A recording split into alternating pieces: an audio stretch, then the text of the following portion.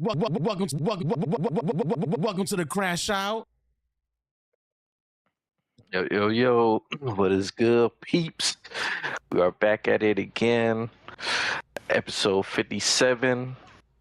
You know, we always got a lot of stuff to talk about, but this time we still got a lot more stuff to talk about, especially, with Speedstorm leaks, what's going on in the gaming world, as well as, it was a big Speedstorm tournament that happened for some moolah recently, so that was pretty exciting.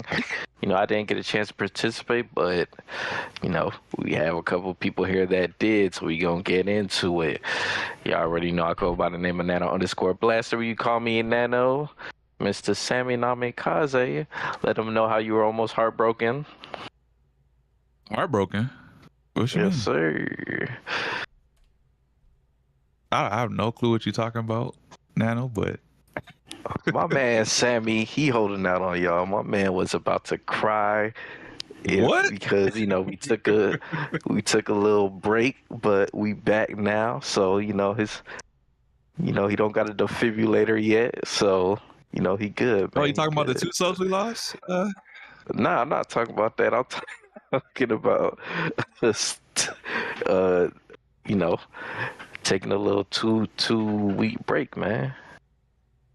Oh, man, shit happens.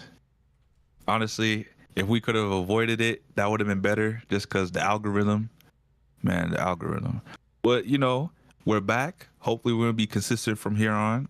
And we have a shit ton of topics to talk about, like in December. But nonetheless, I'm excited. As Nano said, there was a tournament that happened.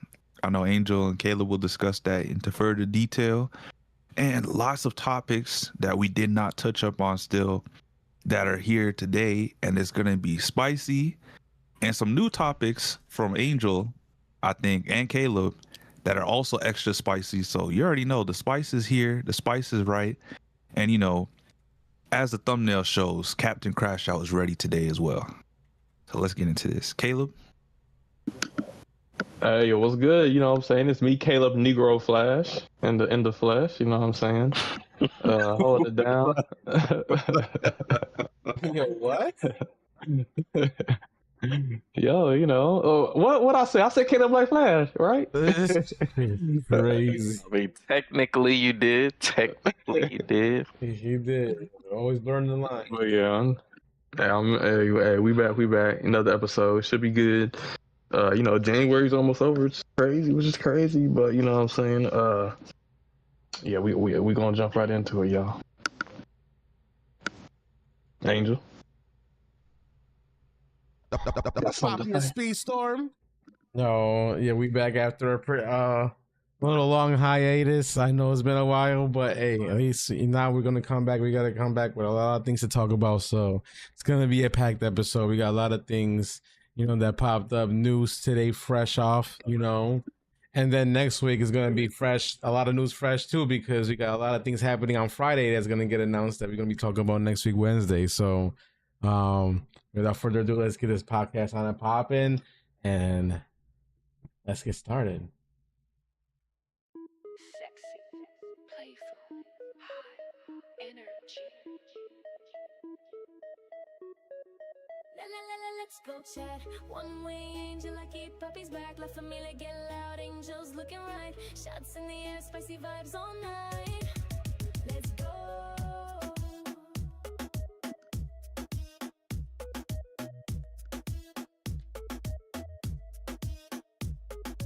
Puerto Rican king, stream across the board. Number one is Speedstorm, Poppy got more. Rocket League drift, Mario Kart slide. 34, I'm still sexy, ride or die. Final Fantasy raids, Destiny hype. 420 chill, getting spicy every night. Wrestling fanatics, anime treats. Cosplay caliente, angels turning up the heat. La familia vibe and feeling so right. Angels moving spicy, caliente all night. Shots you more, parties getting wild. Come a little closer, Poppy's got style. Let's go chat. Vamos, one wing angel, let me run this show. Poppy's angels dancing spicy flow. La familia vibes, turn the lights down low. Let's go chat. Vamos,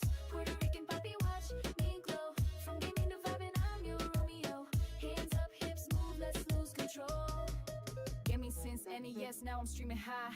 Competitive poppy, but chill on the side. Father figure vibes, but still spicy, that's me. Shots in 420, keeping chat naughty. Late night talks, wrestling and more. Anime marathon, demons at my door. Angels calling poppy, chat ready to play.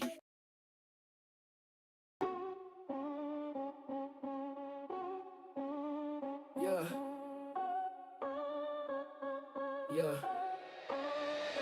Welcome to the crash out.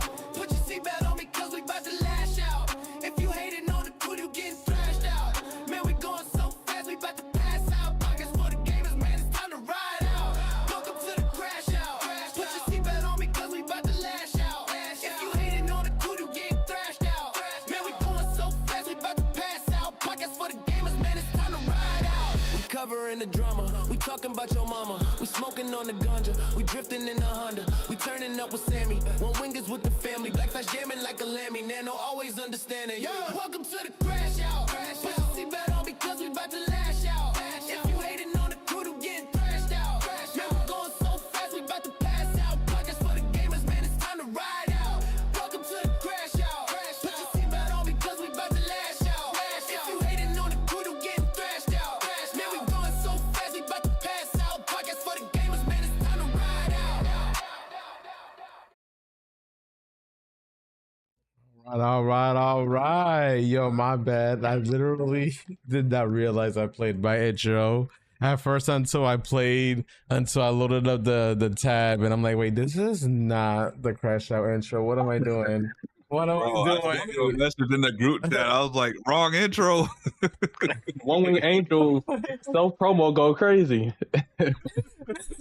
Yo, I was like, oh shit, that's the wrong one. Let me fix it real quick. Luckily, the real one is only like 50 seconds long, so it wasn't too bad. All right, so shoot, I guess just to start off, let's jump straight into it. Disney Speedstorm, what I'm saying, the competitive scene's still going strong. I believe this week will be Super Divisions 1. I believe it will be starting, so excited for that to see how the teams perform. And also, I think it actually has more teams than last season did. Yep, it does. I think a good break was needed. What I'm saying, we had our solo tournaments in between, and we, I think the break definitely was needed, and I think people are rejuvenated and got their teams. What is it? 12 teams? I believe it's 12 teams.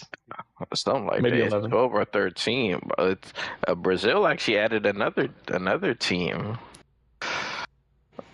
So a lot of the teams are strong. So I'm curious to see after the first week which teams come up on top. So next week we'll be going over the winners and losers of that.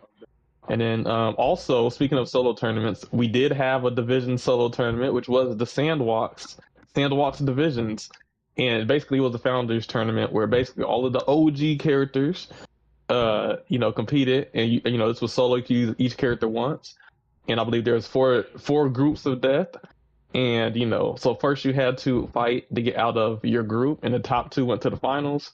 And out of everybody who competed, the people who made it to the finals were Toxic, Falcon, Wolf, BRZ Wolf, Akichi, Ferrari, Tyap, Valix, and RSO. And the winner of the Founders Sandwalks Divisions tournament was Toxic. So Toxic is definitely, trying to make a name for himself, trying to show that he the best. He said, you know what, he got burnt out because of the first Legends competition in Sonic Crossworld. So he went back to Speedstorm and showed that he still got it. Unk still got it. 63 points, in the finals with the gold. So he, I believe, won $200, or was it $250? Because this was a money tournament. This was a what was it, a $500 tournament? 200. I don't remember how much it was, but I definitely know it was a couple hundred, and everybody who made it to the finals actually cashed out. And if I'm not mistaken, a lot of the players who made it to the finals actually ended up being in the top 10 of the last time trial money thing going on. So a lot of top players are getting Speedstorm finally coming through, man. Speedstorm niggas getting paid. I gotta admit, because it's funny. I was, some Crossworld people, they were talking, trying to throw some shade at Speed. So I'm like, la boo boo. oh, this person go back to Speedstorm, and it's just like you do realize like we just had like a $5,000 or $3,000 tournament, on the speed run. So we got some players in Speedstorm that won, $2,000, $1,000, and then we just had the Sandbox Cup winning hundreds and tens. How much have y'all got paid in Sonic Crossworld? Oh, damn! Oh, damn! So to give the respect to Speedstorm, if they want to act like the competitive scene or not that many play the game, niggas are getting paid off of Speedstorm. I'm not gonna lie, Dallas. This is your fault. This is your fault, Dallas.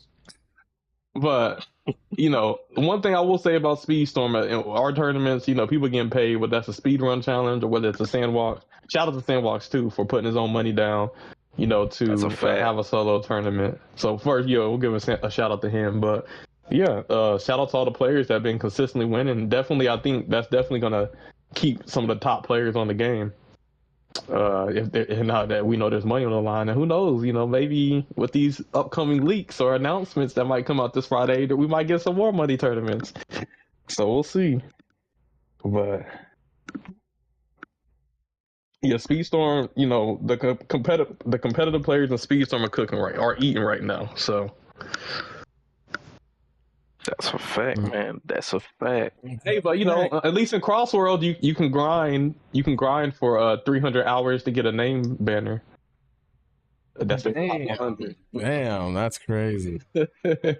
Hey, I always say, man, pay the people. I always say they always come back, man. They always come back, and fun facts.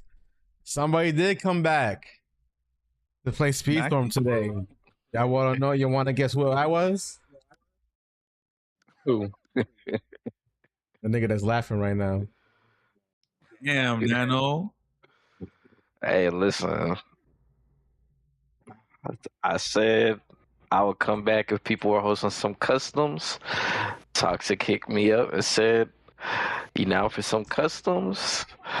And you know what? I said I'm a man of my words. So, I came back, played some customs, and had a good time, man. It was nice racing with the homies again. So, if y'all ever doing customs, definitely reach out.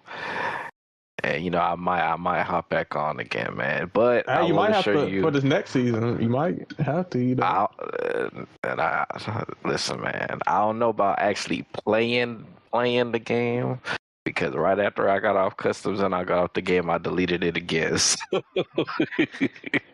Right now I could play with the homies, but that's kind of all it is right now. Hey, that's all it takes until you find out that rank mode might be, a regulated setting. And you're like, you know what? I might actually try this. Yeah. Listen, if the rank mode hitting on all cylinders, let me know, man. Let me know, because things can change. Hey, if it's hitting, don't worry, I'll watch y'all.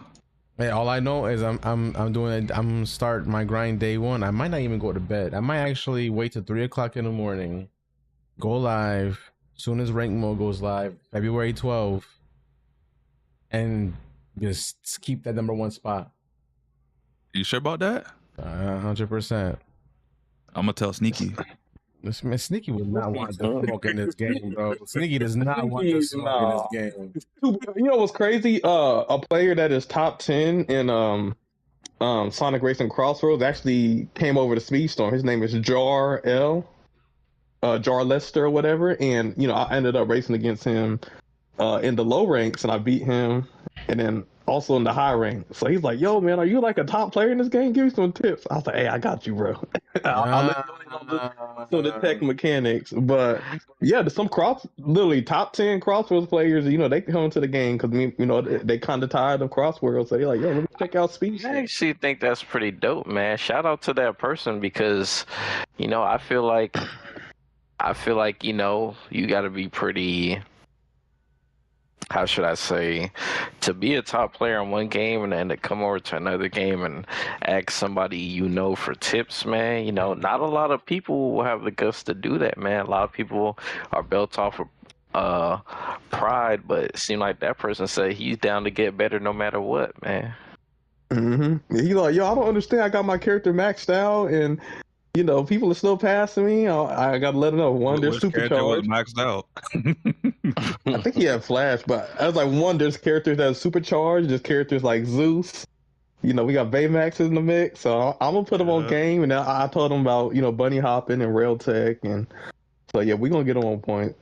But yeah, Speedstorm, Speedstorm kind of cooking right now. Toxic say you're gonna be number one in Speedstorm. That's right, Toxic. Man, Sneaky wants to come. If Sneaky wants to come over, it's crazy. That's crazy. You gonna stay up till 3:00 in the morning and actually do this? Because I'm dedicated. I'm literally taking that day off for work. Like, that's why I'm saying I can do that, because I'm gonna be dedicated. Because I'm taking this number one spot regardless, because I get the advantage of working at home, so I get to actually play all day every day. So I would definitely get that number one spot. Why is it that whenever Sammy brings up a top player, it's always Sneaky, Maxi? It's never One Wing Angel. It's never Toxic. It's never Caleb Black. Hold on. Like, not just saying Toxic the entire time. This man said, "Nah, Sneaky coming. Forget everything y'all did in the past. Sneaky's gonna dominate all of y'all." Crazy. And also, real quick. Wasn't you hating on Sneaky in the open network test? I wasn't hating. I said I'm gonna better. I'm gonna beat him. That's it, bro. I'm like, this man just putting in a bunch of time on the game, but no, he's actually good. Look, the way I see it, I gotta do the trifecta. I was number one in regulated for a time. I was number one in I guess I don't even want to call it rank mode, because it wasn't ranked. It was league mode. It only makes sense to be number one in rank mode too. Hold on, Angel. Let me correct you there. You was number one at both of them at the same time. Remember, I put in the you same season. challenge? Yeah, in the same season. So if you're gonna do this and it comes out, I'm gonna put you to another challenge. Well, regulated is no more. Rank mode is going to replace regulated. Looks like regulated. Right? No. Hold on. We're regulated for this? That's some news. Hold on. We don't know yet. We don't know. It's not confirmed, but we're speculating only because if you go to regulated mode right now, the regulated leaderboard hasn't been tallied for like 2 weeks. You can't track who's number one in regulated no more. It's just like a blank page. Damn. So is this new rank mode going to be a regulator rank mode? I mean, it could be, but with extra steps. Obviously, they're not gonna just, give us regulated mode, slap ranked on it. You know what I'm saying? Like, I think that'd be trash. You never know. There has been some rumors. There has been some rumors and maybe possible leaks about rank being something along the lines of there's an option to ban racers in real time, so everybody in the lobby can ban a racer that cannot be selected in that mode. Yes, that'd be nice, as long as you don't get it's not confirmed. It's not confirmed, but that is something that has been in the leaks and the data mines that might be into rank mode. Caleb, who you trying to ban, bro?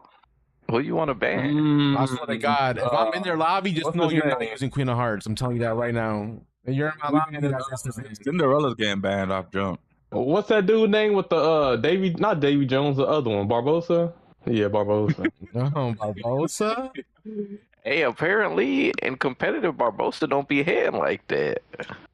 I told y'all he's overrated. He's just annoying. Let me think. But he might be one of the banned ones, but definitely one of the monks. Well, think about it. If this is a solo lobby, remember, this is not team mode, so like a lot of these racers' abilities will be able to touch a lot more people than just 3. Yeah, I wonder if it's going to be supercharged as well. Like I said, they better not let him get banned like that. Man. Yeah, that's what I wanted. I wanted to know that rank. That's ass, bro. Yeah, but there is more news. It's gonna make it worse. So, I talked to the Game Love community guy in Discord, and I asked him about, will you guys be sharing more news in ranked mode, because we don't really know nothing about it yet. And they said there's gonna be more news in the coming week. So next week they might release like a video or something about explaining this rank mode that's about to come out sometime next week. Okay. Sounds exciting, man. I want the rank mode to hit, excited, man. I know Wolf excited. He been asking for some ranked stuff. I'm gonna be watching y'all when it comes out. I'm gonna aim. Man, I'm gonna aim. One thing I'm scared about is rank mode not releasing right at 3:00 when the shit resets. You know what I'm saying? So that's like the only thing that I fear. Hold on. You know what then? Since you got time, go for the number one spots in regulated and ranked right now, and then when the new rank one comes out, technically you can be number one for all three. I am not going. Yeah, but Sammy, you gotta like know life the game at that point. I mean, you already. You just said like, it's about to know life the game. Yeah, but that means. Well, remember, I don't think you would be able to do regulated though. Yeah, regulated. Oh yeah, you won't know your spot. You won't know your spot. That's true. Yeah, so regulated is gonna be a no more. Looks like Regulated is cooked. it's not confirmed, but it's just looks like it. Because why are you taking the leaderboards? You know, if they are getting rid of it, you know what they said? They said we tired of letting y'all try out our characters that we want you to pay for free Right? at level 50. That's even worse. I guarantee there's some people who, they don't have a character and they go to regulated just to try it out, or let's say they just unlock the character, have them at level 1, never use any upgrade shards, and just use them at level regulated, and boom, you can use them. Wait, hold on. So I got a question to ask you guys. So I know we all know ranked, or what currently is ranked, was like the push to make your character stronger and spend tokens and stuff like that. What would be, if you could just play ranked, what would be the incentive to like upgrade your characters? I mean, I guess you could still say missions and to be able to. Well, hold on, Nano. You got one part of that equation, because remember, prior to season 7, other players like myself was using ranked to get enough tokens so they can convert that into golden pass credits so they can get the golden pass. So ranked had like a lot of value in it, essentially, because everyone essentially was playing ranked so they can get a free golden pass. Now it's like, well, you was playing it to upgrade characters. What's the real incentive behind it? I guess if they're changing the upgrade mechanics behind rank, then there's no real incentive. Otherwise, you're just trying to be number one. As long as if they hopefully it's just not just for bragging rights and titles. If they add you get 10,000 upgrade coins or some blue shards, that definitely they're not doing give some incentivation. We'll see. They'll probably do like 1,000 knowing these guys. I don't know, man. Like we gonna have to wait and see. Yeah, hopefully we get some news next week about it. Hopefully. What's the season? What's the season looking like, y'all? For the next season? For next season? Mm-hmm. I mean, they get some news for what's the official season next season. It is officially going to be Cars. The all new 2026. I like how they used like the promotional poster for the Cars movie, because it was the all new 2006. So you might get this reference from that poster, and then obviously the towel over McQueen's head, and that's also a thing from the movie poster of Cars. Okay. So Cars is officially season 18. I don't want to say that we called it already a while ago, but we did call it a while ago. Those leaks haven't failed us yet. Those leaks have not failed us yet. So far, these leaks have been nothing but true that we showed you guys. What was like a month ago, maybe even longer than that we did these leaks. Which, I mean, if y'all want to really go into it, if that's the case, right, that means our next season is going to be a villain season. All right. So far, these leaks have been true. So that means next season it's going to be a villain season. All the villains that we haven't gotten yet from some collections are going to be added in season 19, which would be, Yokai Pete, Shang Yu, Syndrome, Mother Gothel, Mabel. Those will be the whole obviously 3 of those guys will be a regular season, and then two of them are going to be mid-season. Having a straight villain season is actually pretty smart now that I think about it. Mm-hmm. And just think about would it. That mean there would be no track? No, I said, hey, there is a possibility that they can use this season, since every racer in this season that looks like it's going to be in this season, it could be Syndrome from Incredibles, Shang from Mulan, and then it says Mother. I think it's going to be Shang, Syndrome, and Mother Gato. Out of those three racers, there is one that has not gotten a map in this because the other one is a mid-season. It's not Shang Yu, it's Mother Gato from Tango, because Mulan does have a map here already, and so does Incredibles. No, I'm saying you said Shang. I'm like, you mean Shang Yu? Shan Yu, yeah. Yeah, I was like, Shang's turning into a villain? You know what, Sammy? I can't pronounce this shit. I'm sorry. I'm not just messing with you. But yeah, Mother Gato. So I'm thinking Tangled might be the racetrack that we get for season 19. But who knows? They might not give us one. Hold on. That would be That's cool. what I was gonna say, because remember, Winnie the Pooh season, there's no damn track. You mean to tell me it's an all villain season and they're gonna give us a track? We'll see. We get the Roadmap Friday. It'll tell us. If anything, I would rather I would rather have them make 100 Acre Woods track instead of a Tangled track, because that was anticipated or sorely missing when it came out. Mid-season. Tango track will be fire, so I'm kind of indifferent on that. It looks like the mid-seasons for this season cars is going to be Go-Go Tamago from Big Hero 6, the racer that we supposed to have gotten, in a Big Hero 6 season, and as well as I think it's going to be I don't want to say Mabel. I want to say it's the character from the Hopper movie, and I think Yokai from the other racer from the Big Hero 6 is going to be in the villain season, the mid-season. So these are all characters we won't be getting because the Tails event is ass. Got it. Damn. That's crazy. This is who they would be. Facts. Yeah, you notice there's hardly anybody with Cusco. Like, obviously there's a few who have them, but like the numbers of people who have mid-season races is so low, dude. Like, you don't even see these people online that much. Like, yeah, it's like they dangling, what do they call it? The stick with the carrot. You know what I'm saying? Like, hey, go Tamago, Cusco, ooh, let's see. And then you put in a bunch of money and you still don't get them. You put in a bunch of time. Alex says if Mother Gothel will be in the Tango season, Flynn Rider should be in that season too. Well, yeah, because there's got to be two for mid-season. So Mother Tango and probably Flynn. That'd be a good. Well, no, I don't think that would be how they do the mid-seasons though, because if you look at the leaks, it already kind of tells us everything.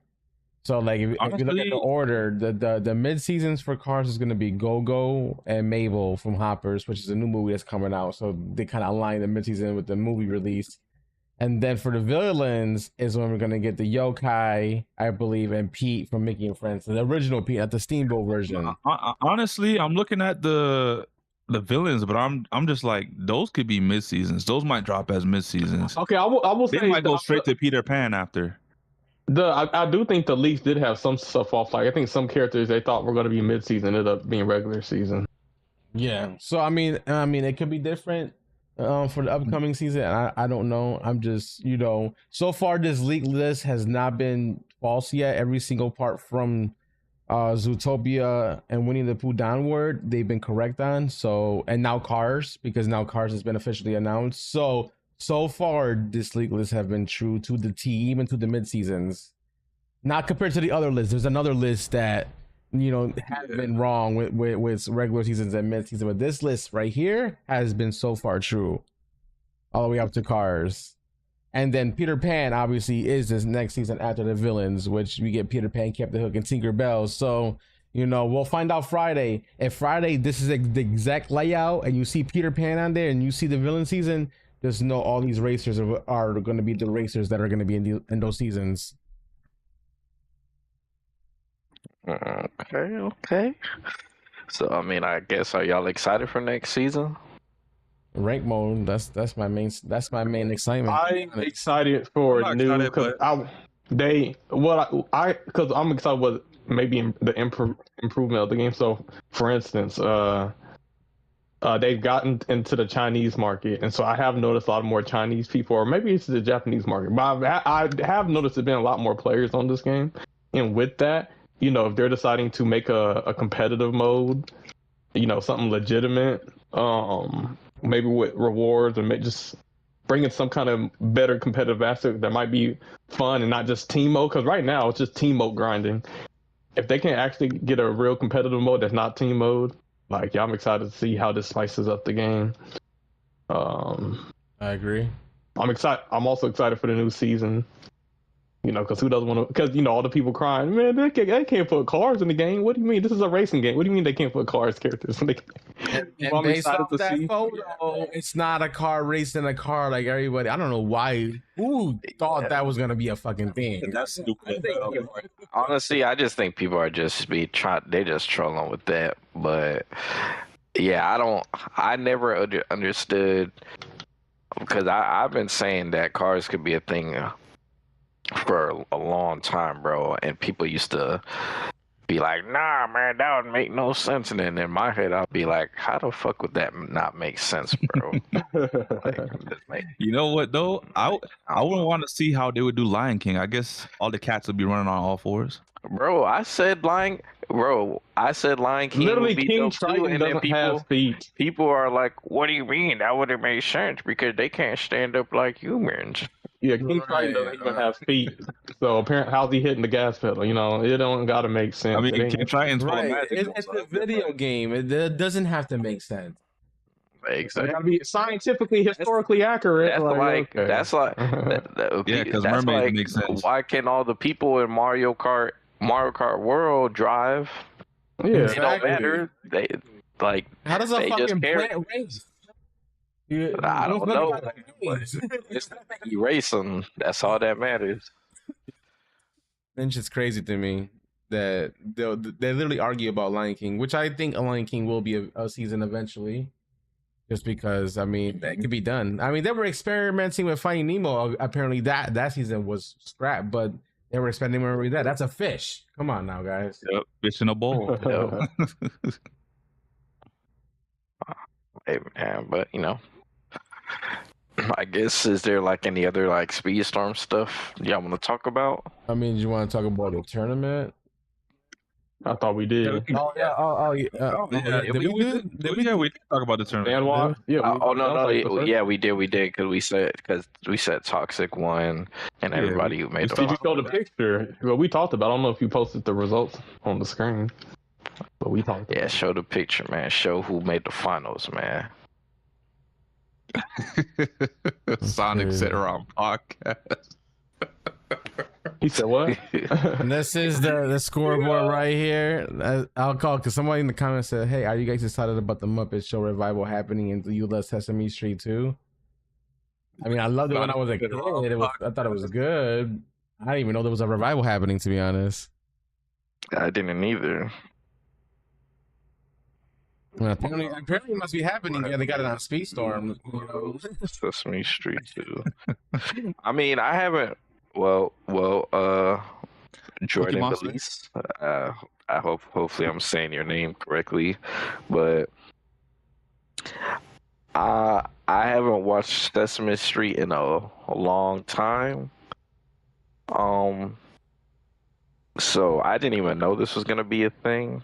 But if the Muppet Show revival did happen, I wouldn't be against it.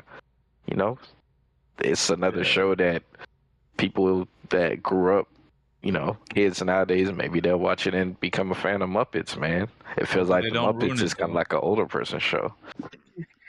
True, because it's been so old, yeah. But this picture was at the Game Awards. Remember when they brought back a lot of old cartoons I used to watch, and none of them was really hitting, like Proud Family and stuff like that. I was like, come on, man.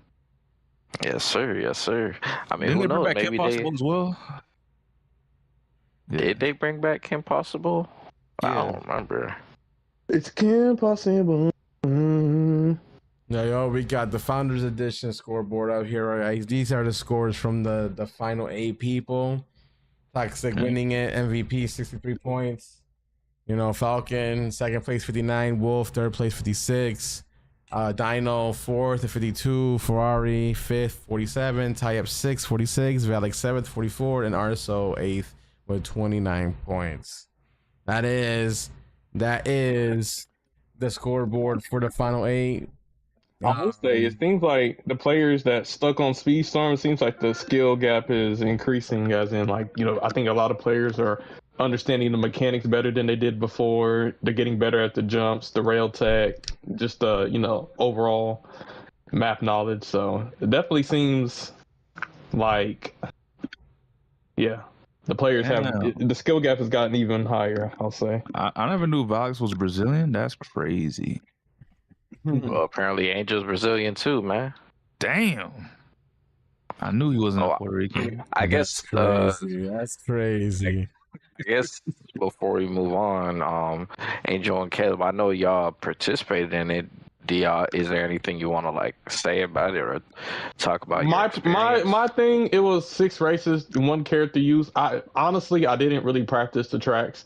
I just looked at Wolf's stream. I saw the characters he chose, and I just chose those characters when there are probably some better choices, and maybe the choices worked for his lobby, but in other lobbies they might have had better choices. Like I think for the Great Wall, I think a lot of people chose Goofy, which Goofy probably is the best choice, but I think Steamboat Mickey, and I think like some people chose Shang, which didn't really work out in my group.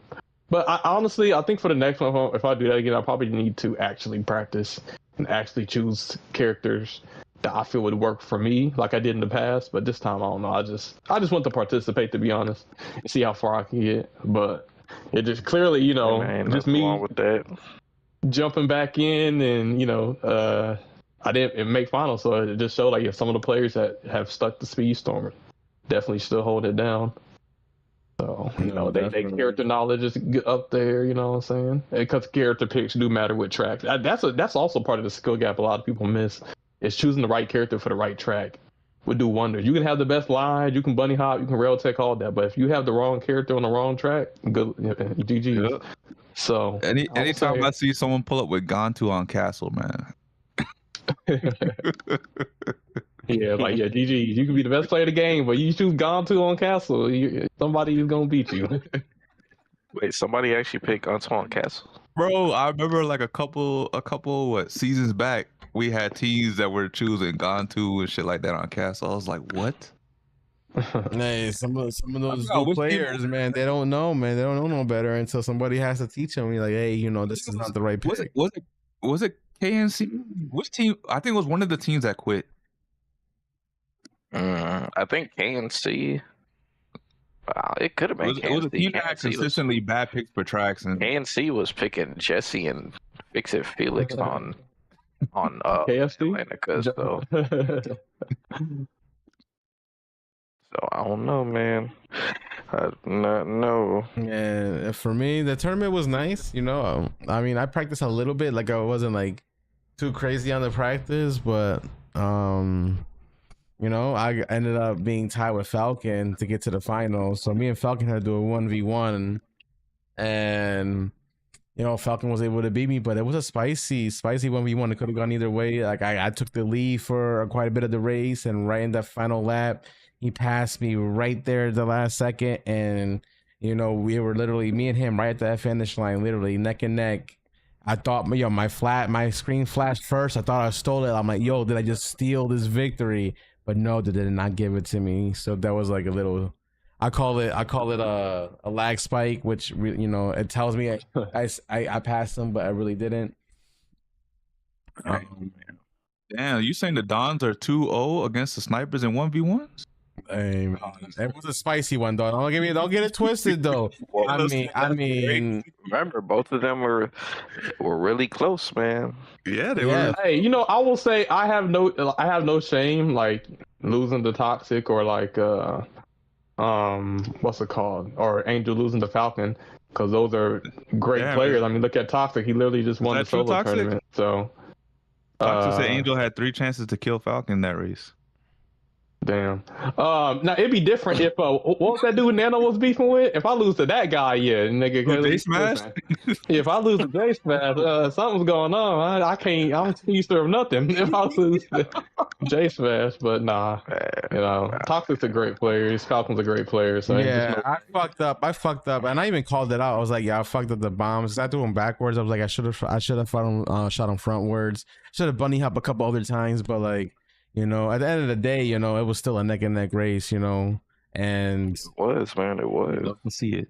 You know, I mean, everybody in the chat was going crazy. Everybody in my VC was going crazy. Like, they said they ain't see it when we won like that in a while. Like, that shit was That's since Caleb been toxic, huh? It was tight, man. Yeah, that was tight. Man, that was a crazy 1v1, man. Shit, so we're gonna see the 2v2 soon?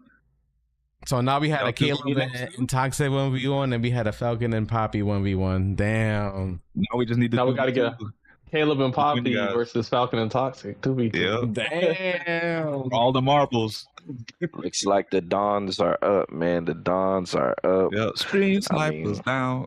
We gonna see how if the Dons stay up. You know, Brazil still reigning supreme, but the Dons were always reigning supreme when they were together, man. Yep. So, I mean, we gonna see. The team is a little bit different because I believe they added Cage and somebody else, but they still have Tyab, Toxic, Falcon, and Dino. So it's still a top team, man. So we'll see, man. We'll see. Yeah, and Final Boss also have different members too. I mean, they do got Kenzo and Valix. And their team as well. Kenzo actually raced. Oh, Angel, for you Brazilian, so aren't you on that team too? He's on the other Brazilian. Yeah, Brazil. Brazilian team. Angel went Brazilian and went the wrong Brazilian. That's crazy.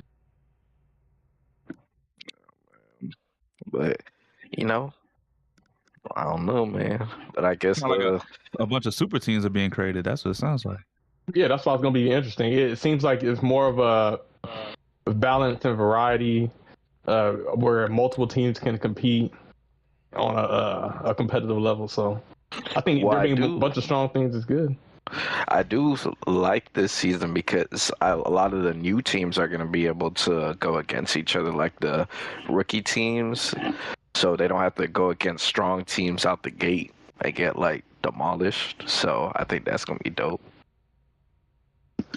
Oh, man, Yeah, it's gonna be interesting to see, you know, who is gonna dethrone the final boss. It's because they have been undefeated. What over a year?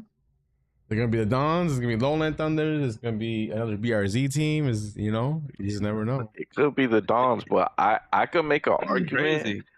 I think Brazil is actually much stronger than they were back then when they were racing the Dons. So it's gonna be. I think this. I'll say one thing. Angel smart though. That new BRZ team that kind of came out the woodworks. Gave a lot of people trouble and knocked the stream snipers out the tournament. Angel said, "Hold on, let me join y'all niggas." You said Angel pulled a KD? Oh hell nah. That's crazy.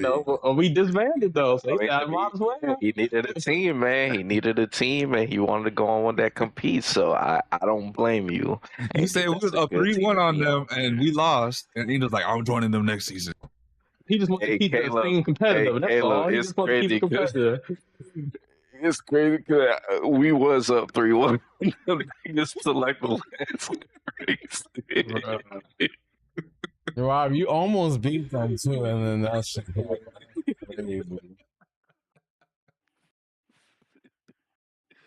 Hey man, what great races all around, man. I mean, listen, Angel, you excited to be on your Brazil team this season, man? It's gonna be exciting. New team, new environment. You know what I'm saying? I know he's excited. I heard Angel speaking some Portuguese the other day. I heard him say "chama." I heard him say "chama." I was like, damn, who told Angel fire? Who's your captain? You say it's DK. Alex Pereira. DK or 64 Lucas, or it's both of them. One of them's a captain, one of them's a co-captain. Okay. Well, listen, man. Now you don't got to worry about the burdens of being a captain, and you could kind of chill, man. Yeah. I know he wasn't having the best time with that, but now you could just race, man. But just to summarize, essentially, Divisions is finally back. You know what I'm saying? Toxic wins the Sandbox Cup. What's it called? Cars and Lightning McQueen is coming next season. The new rank mode is coming. Regulated might be gone. And they might finally add some patch notes, because I think last season they skipped it. No, they did it for this season. It wasn't very big. I remember we covered it. Yeah, it was minuscule. Oh, it was small. But there is 2 game modes coming out too. So on top of the rank mode, there is 2 additional game modes coming out. So there is new things going to be happening for Speedstorm, as well as, I forgot to mention this, but the guy in Discord also stated that they are making changes to the elements of the game. So that means the mechanics of the game, they are changing, or they are doing something to make it feel fresh. So that is also going to be happening within the next couple seasons. They said starting with season 18 is when they're going to start implementing changes.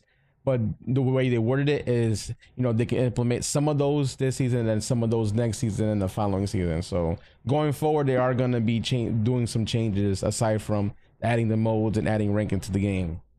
Damn, can you hopefully they make it to where they're flashing and bunny hopping? How? Well, I mean, the average player still isn't bunny hopping, but I still, hopefully they make it to where when you go off a ramp and you hit the floor, you actually boost again. I think fuck all that. I think if you're going up a jump ramp, there's a lot of people that avoid it because it slows you down, right? A lot of people avoid it because it slows you down. How about when you go up a jump ramp, you get a rush. When you do a trick, you rush. So instead of losing speed, you're gaining speed. And if you know how, an actual rush, fake bootleg, not that fake bootleg shit. And then if you can land your tricks, you're getting more than one rush. So if you're really good at air tricking, you're gonna actually get a faster launch off because you're getting multiple rushes in. And I'll top it off and say, when you land, you should get a full bar boost. That's true. Reward you for your efforts. The thing is, are the maps balanced for that though? Because if you like rush on some of the maps, your ass is gonna get responded. Well, I mean, so you would have to be skilled on that. Obviously, if there's a map that has multiple jumps, you're only gonna want to do one air trick to rush to get to the next air vent to not go against the wall. Do not try that on Tron. That's true. That is true. Or they could rework, like I said, they're reworking elements of the game. So if they are doing something like that for the air vents, obviously that means they would have to also change the elements of the air vents. Yeah, we work. Change the air vents too, because some of them you can't even. I don't know, man. The last time they said something about the air vents, they was like, you just got to get good, man. Well, I mean, and also I'm saying, got fired, goofy ass. Oh, just deal with it. Like, you stupid ass. Like, I'm trying to tell you about something that's bothering the game, and then literally because they ignored it, they came out with the San Francisco map that had vents that would crash you under the map. Wouldn't even propel you above the ledge because y'all want to ignore it. Yeah, then you have problems with the game. So I mean, so for me, a lot of people combine the air vents with the jump pads. I feel like jump pads are able to do that because the jump pads, a lot of people either rush on them anyways or they jump over them. So you're able to get the rush off those air tricks off that, but an actual air vent, I don't think that would be a possibility because the air vents are different when it comes to like how you bounce up with an air vent. With a jump pad, you're going through it and then you're activating the boost depending on if the ramp is outwards or kind of like straight down. You know what I mean? Because the jump pads, depending on the map, they're either flat or they're going upward. So and when you look at the jump pads, they're different than the air vents. If you picture the jump pads, you can get the rush off of those, but the air vents is definitely a no-go because those air vents are in very, very sussy areas that you don't want to rush. So it will only work with the jump pads. Yep, that's true. I don't know, something they keep it fresh or something because that's crazy. I mean, changing elements in the game could be anything. Truthfully, it could literally be anything. It could be them taking away bunny hops, for all we know. Them getting rid of side back. I would be happy if they did that. Caleb said, "Fuck y'all jumping." I mean, I wouldn't care if they've taken away bunny hops. It's not gonna affect me because I know how to do my lines without bunny hops. Yeah. As long as they don't take my slingshots away, I wouldn't mind keeping the slingshot. Watch them take away all those What if mechanics. they do, Slingshot, bro? bunny hop. Oh, and they take away slingshots. Oh my I don't even god. think they know about slingshots, to be honest with you. They have to be Oh, competent. I mean, if they watch within the my game. videos, they'll I mean, what definitely they know the know. slingshots. Oh, Yeah, because that's been a thing with Buzz Lightyear, you know, with him, Oh, yeah. you know, jumping after his rocket. And they mentioned bunny It hopping becomes being an exploit too. Remember that in the early patch notes, they talked about bunny Yeah. hopping being an exploit. They might just take out the hop. that's mechanics true. altogether But then. what if they think it's done, like it's dealt with though? After seeing all these people stream the game, hell nah. I mean, that's how you know Just they don't watch saying. their own game, because if they did, they would know bunny hopping is at an all-time high. At an all-time high. Yeah, I mean, literally, they did that's. put Angel in one of the creators to watch. So I mean, even if they literally partnered up with speedrun.com, and like in order to get a top time, you had the bunny hop. And, like you had the perfect bunny hop, and like you had the on a new map, you know what I'm saying? Like literally the difference between 7 seconds of time on a map was bunny hopping. And if you didn't have that bunny hopping on point, even if you had perfect lines, you were SOL shit out of luck. So. Yeah, they're probably watching the Wolf or Tie-Apps gameplay, and they're like, they're "What? like, this ain't no fucking driving.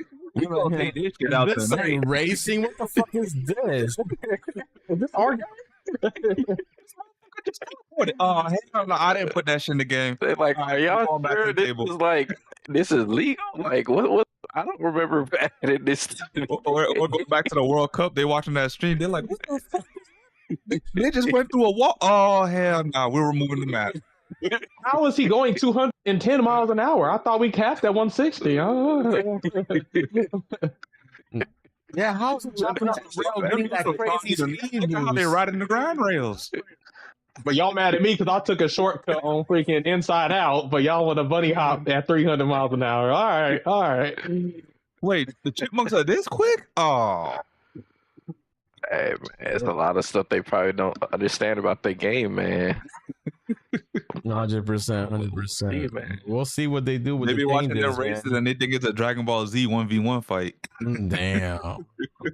I mean, can't see them. I at the end can't of the day, talk though, to I them. am excited because I mean, if they are changing elements, that means they are taking this game serious. And mind you, the China app finally got released, I believe, and stuff like that. So now they have more time to work on the game. So I mean, they probably now got free hands now that all that development time for the China app is done.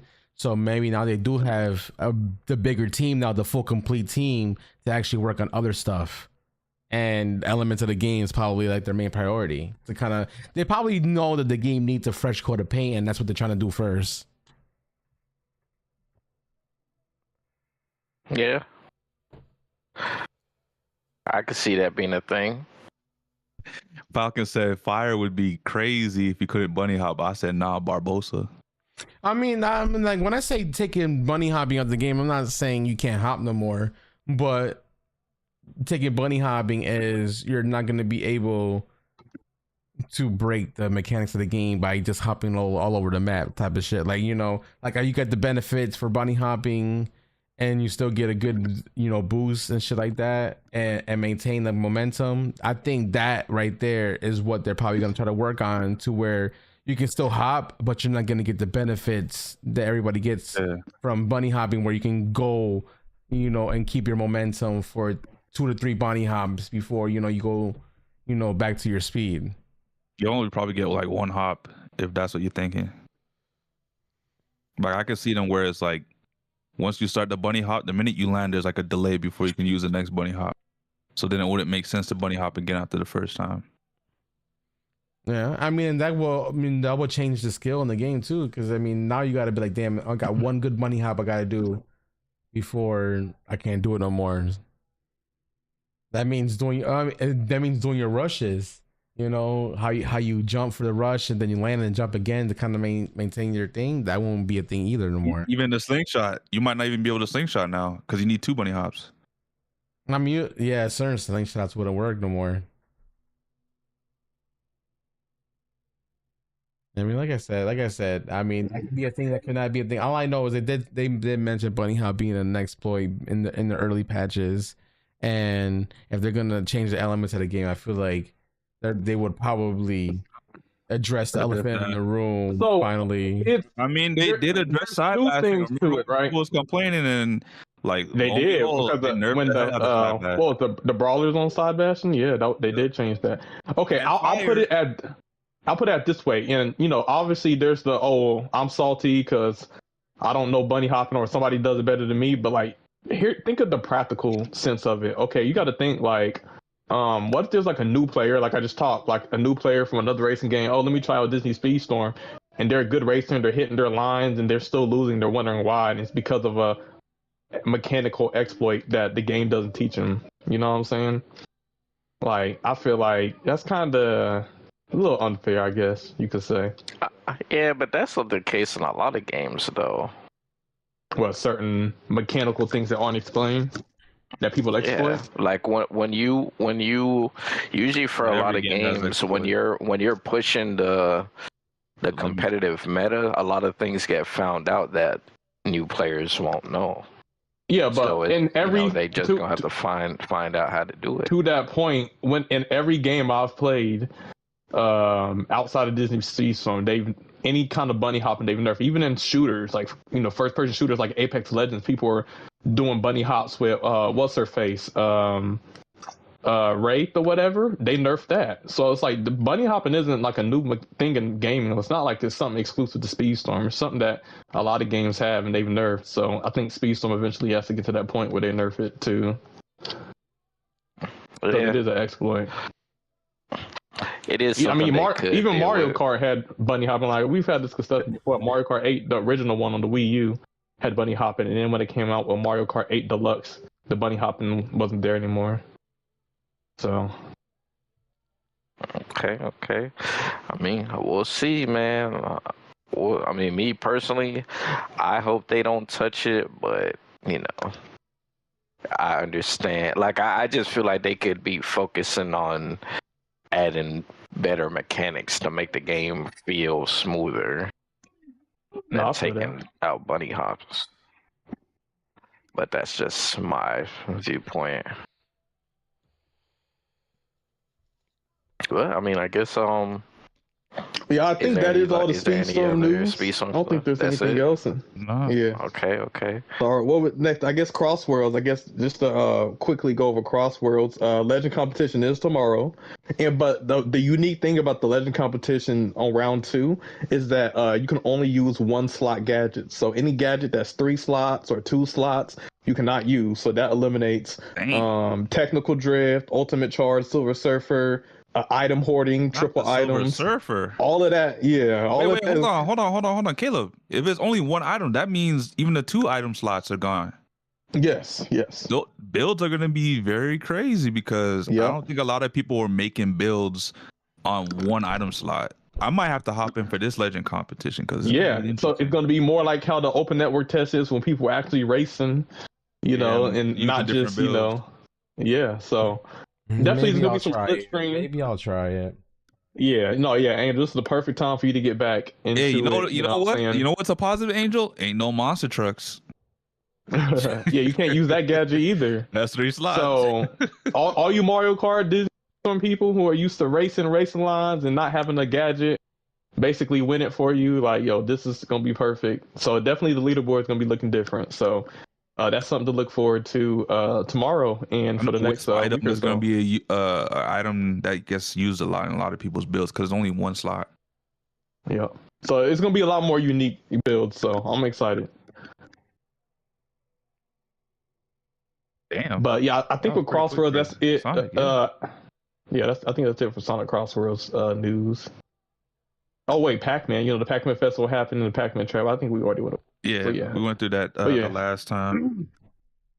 But I will say, moving on, because I guess for now, we're done with some gaming. I know the last podcast we was talking a bit about the Warner Brothers deal, so I guess we can jump straight into that because it leads into a spiraling topic on some other things that are related. But so last time I was talking about the Warner Brothers deal, you know, Paramount was saying, no, we're gonna drop you a deal, it's worth like $100 billion, and then Warner Brothers like, yeah, but we don't like the deal because Netflix was giving us something better. So they were saying, if we took your deal, we're gonna take a loss on like $4 million because now we got to pay a fee for the termination fee due to Netflix because we terminated the contract for them to buy us, and then we're gonna have to pay a $1.5 billion fee because there's like a debt that you got to pay for not completing the deal as well. So basically Warner Brothers is like, we're not trying to pay $6 billion just so we can take your deal, because $100 billion is nice, but at the end of the day, if we're paying $6 billion on top of that, it's kind of a moot point because it kind of, both deals kind of balance at that point. So it's like, are we really getting $100 billion or are we getting like $90 billion per se? So they're like, nah, it's not really our cup of tea. So right after that, I want to say a couple of days to about a week, Paramount's like, forget all that, we're taking you to court. And now Paramount is trying to sue Warner Brothers over the deal. They're trying to say that, they're colluding with Netflix. They're always going to sell only to Netflix. They didn't really like look to anybody else for any buyers. They're not real or anything like that. This is honestly a big turn in this whole thing. I know Trump said from the beginning, anybody aside from Paramount that tries to buy Warner Brothers is going to have a hard time, finalizing the deal in his administration. So what do you guys think about all this?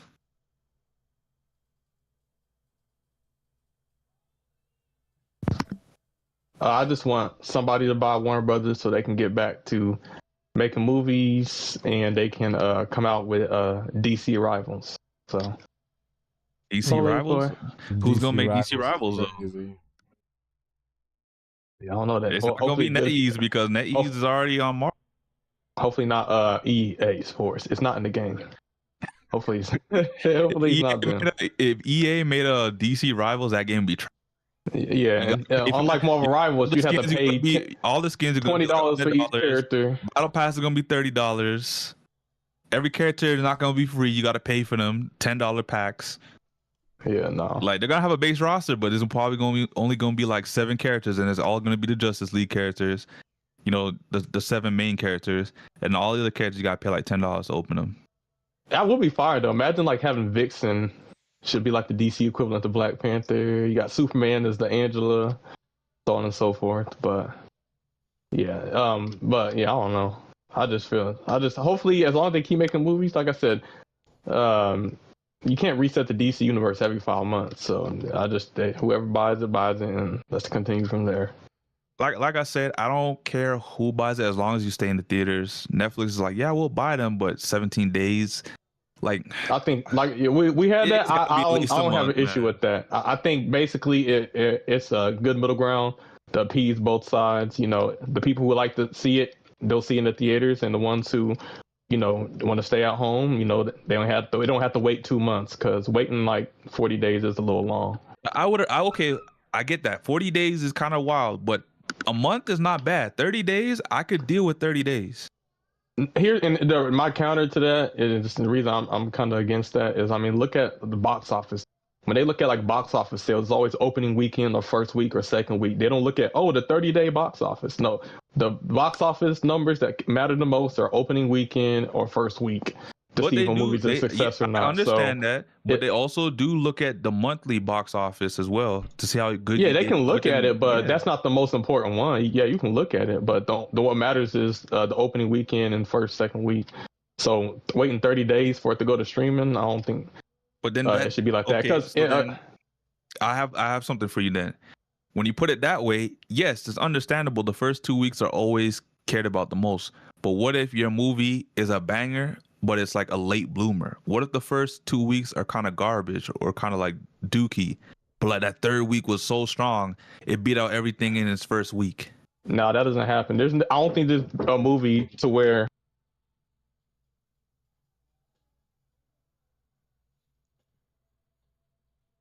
I don't think there's ever been a movie to where in the 30th day, people are like, you know what? We didn't watch this movie in the first 3 weeks. We're gonna watch it now. All of a sudden, I'm not saying that's the not fourth week. I'm saying usually, in the third week.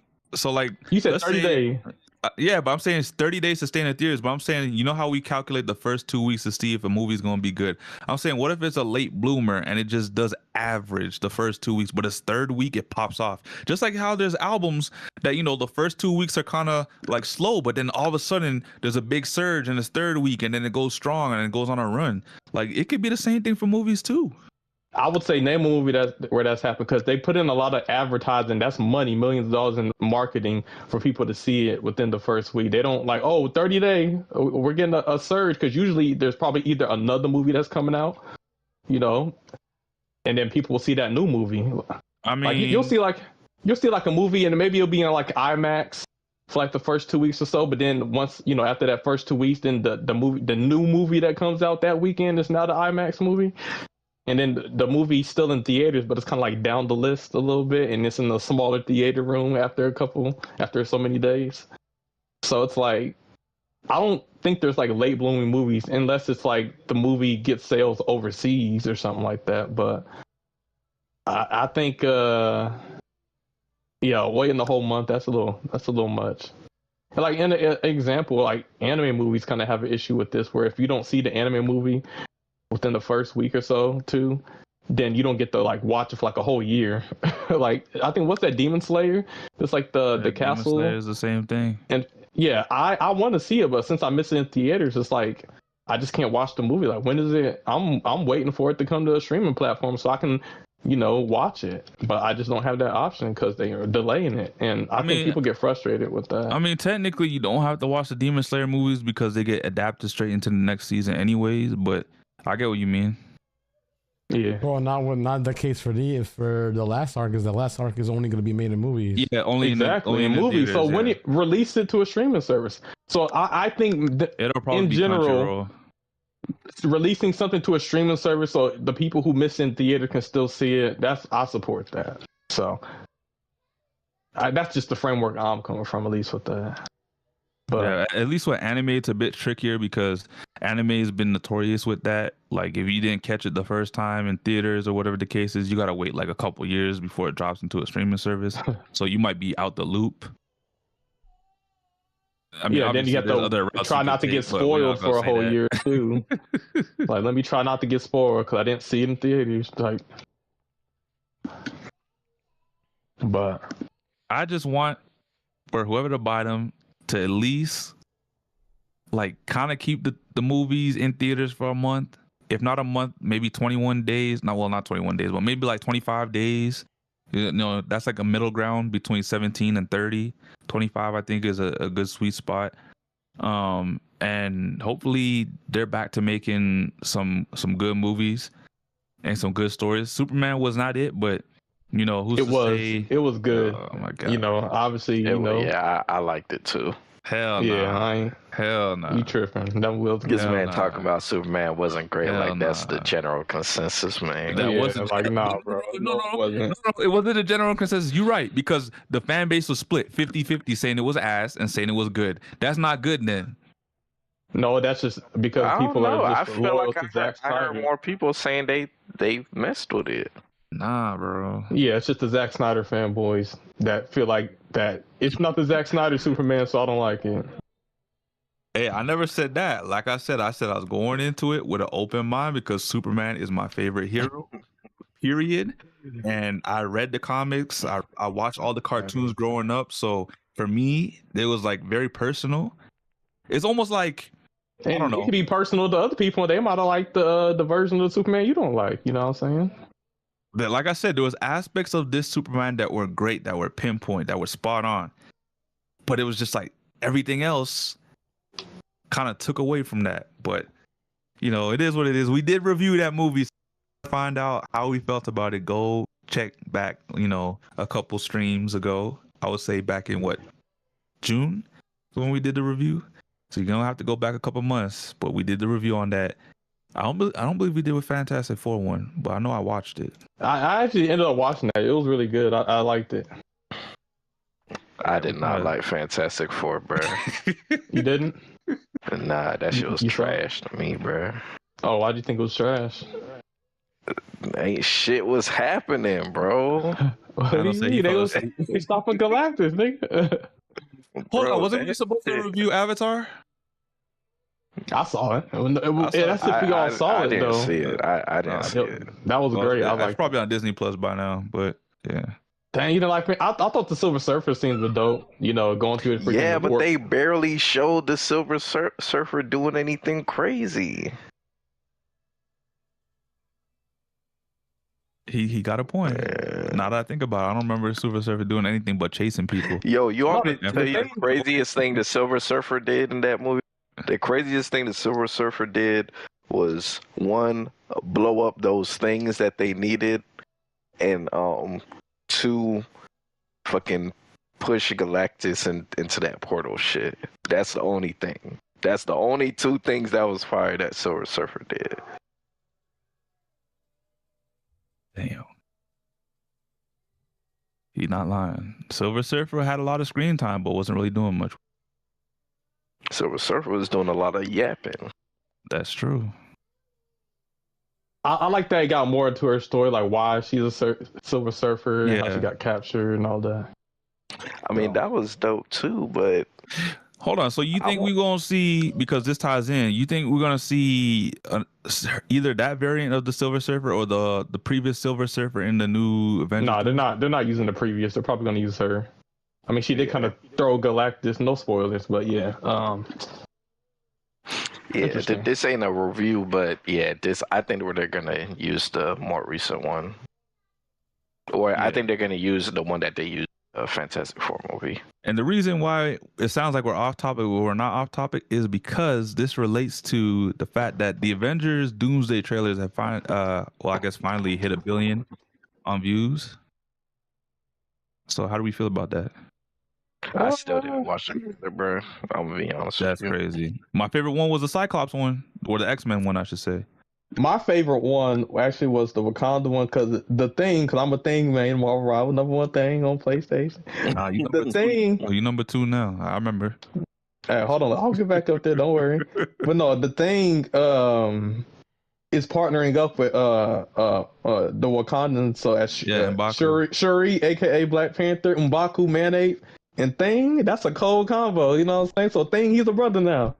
He's an official Wakandan. I'm like, let's go. So, I like that one the best so far. You didn't like Cyclops taking off the goggles? I don't care. Damn. Damn, man. What you did to my X-Men. You got people out here saying they don't care about Cyclops, bro. Yeah. I don't care about guys shooting laser beams out of his eyes. I gotta tell him it's concussive. Homelander does that every episode, you know. It hits different when it's Cyclops, let me just say. Yeah, Cyclops is giving concussive blows. Homelander is melting you. But yeah, apart from all the movie talk now, you know, there was a big, I guess we're going to get into it. There was a big, you know, uproar in the past few weeks about AI. I think the first thing we can get into is the whole Sony patent with the AI that they're using. So essentially how this works is Sony's making a patent for like AI ghosts to help players when they're in games. So if you get stuck on a hard boss, now you could just, I guess, at the click of the button or go into the menu and turn this AI on and it'll beat the boss for you. How do you guys feel about this? I think Sony's already been doing this. This is just the next step because right now they have it to where you can opt in for them to record your gameplay and they'll use your gameplay as tips for other players, or they even have it to where there's you can watch, like if you're stuck on a puzzle or stuck on a certain part of the game, you can like watch a video and it'll show you how to do it. So they've already been doing this for the games, the appeal to casual gamers, but now I guess this patent is just to make it to where now instead of it just showing you, it actually play it out. So It you know, it's a little scrubby. I ain't gonna lie, but it's more for That the shit, casual Mickey gamer. Mouse Clubhouse, bro. It's like, yeah, at that point, at least the point of playing the game, you know what I'm saying? It's just like, all right, you just watching a movie. Like, you know, imagine playing, like, I don't know, Last of Us 3, which is already kind of like a movie production, but now it's just like, you just, oh, I'm hard, you're killing me. Have the AI do it. Yeah, at that point, you just watching a movie. Why not just watch a streamer at that point? It's scrubby, but it's you know, they got it. I'm not gonna lie. Mainstream. You Casual wouldn't know people. because this ain't gaming, bro. If Because they you care more about a money. gamer, Here's the then thing. Think about Speedstorm. Think about Sonic Crossroad. The competitive scenes is niche. When you count all of the casual players versus competitive, there's more casual gamers than there are competitive. So in gaming, so if that helps players stay on a game or buy a game or beat a game, you know what I'm saying? It's like, hey, they just thinking dollars at that point. That's true, man. Everything you're saying is unfortunately right, Caleb. yeah, But back then, if you were gaming back then, you had to actually game, bro. yeah, you Like, couldn't just have someone play your save file and beat it for you. That's ass.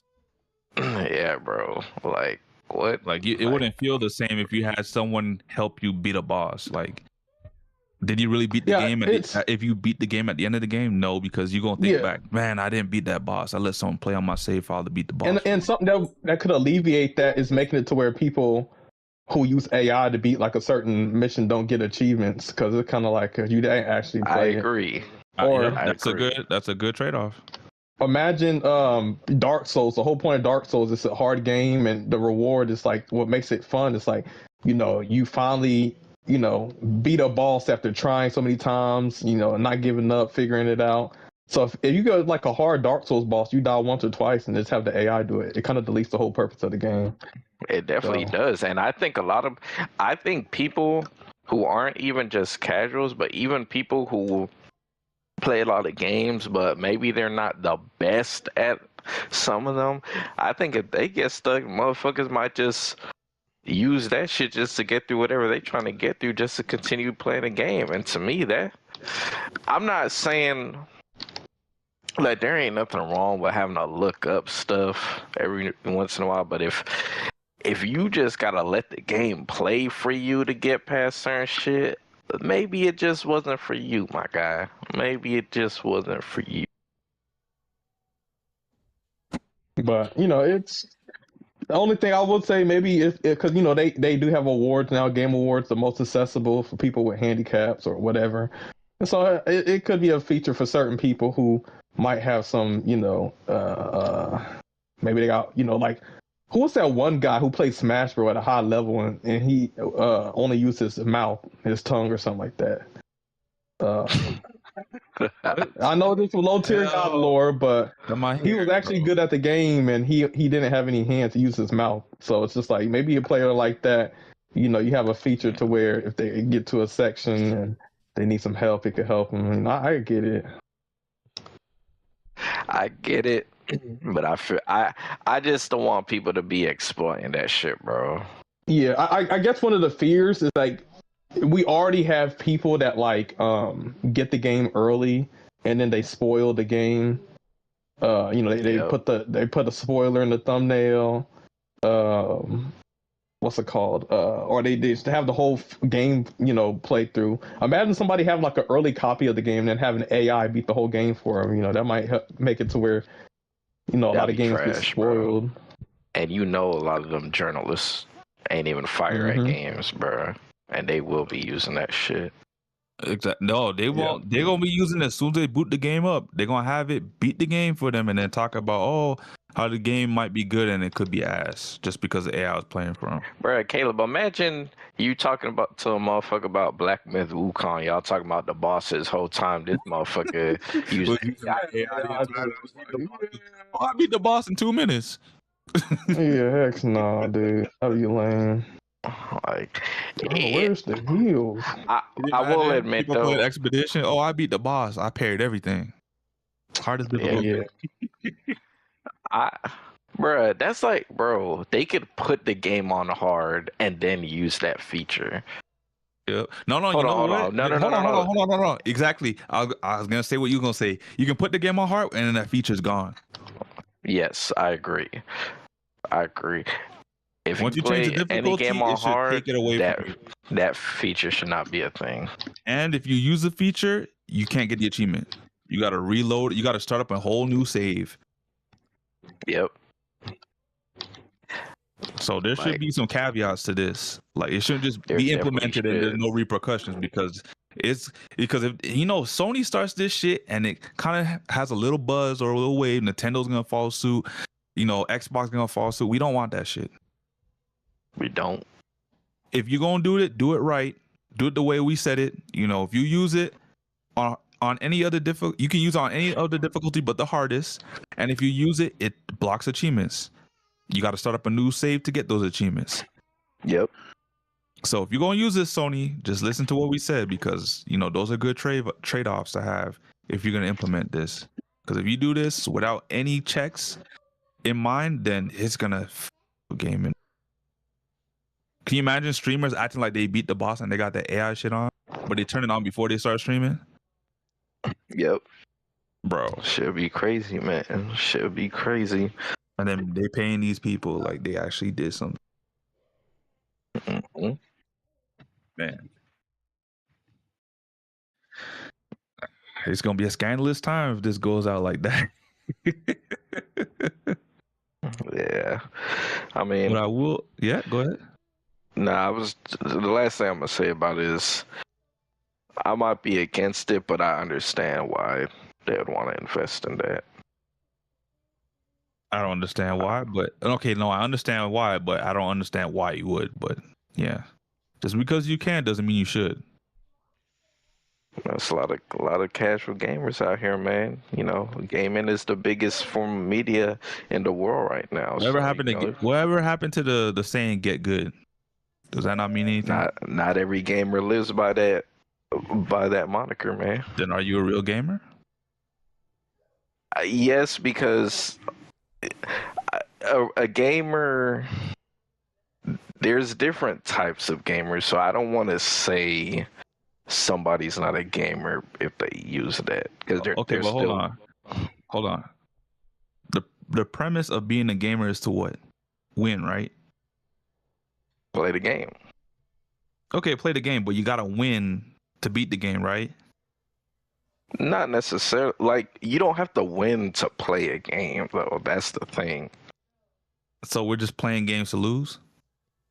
Some people are playing games for different reasons. Some people probably don't care about winning. They just playing the game.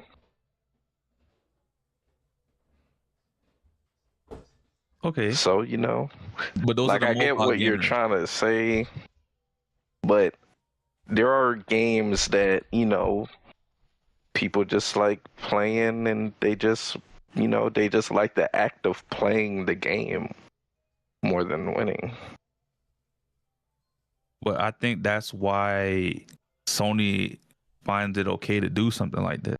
Not saying they're wrong, but I'm saying if there's too many people that think like that, then, it could have a bad negative for gaming in general because then other companies are going to be looking at it like, well, yeah, the casual gamer don't really care about taking things seriously.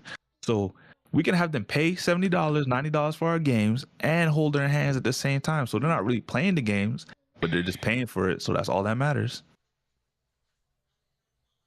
Hey, man, unfortunately, Mr. Sammy, it be like that, man. Casual gamers are always going to prevail because they make up majority of the sales. Which is unfortunate. They spend that moolah.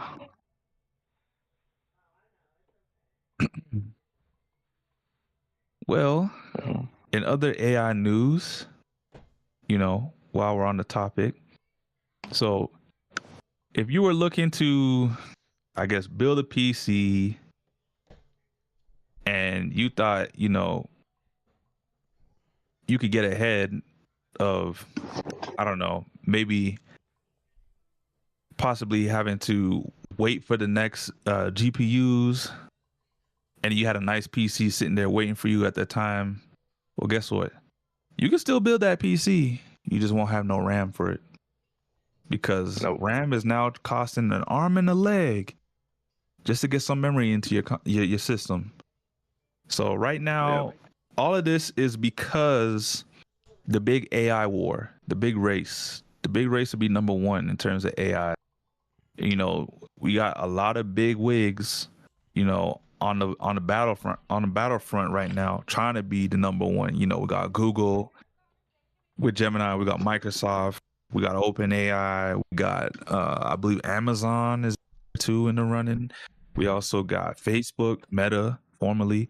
So we got so many people trying to be number one at AI that they're buying up all the RAM they possibly can to, you know, bolster their data centers so, you know, their servers can handle all of this. And one of the things that it's caused is a major RAM shortage. And because of that, the price of RAM has gone up. In some cases, like triple the price it usually is, which is crazy.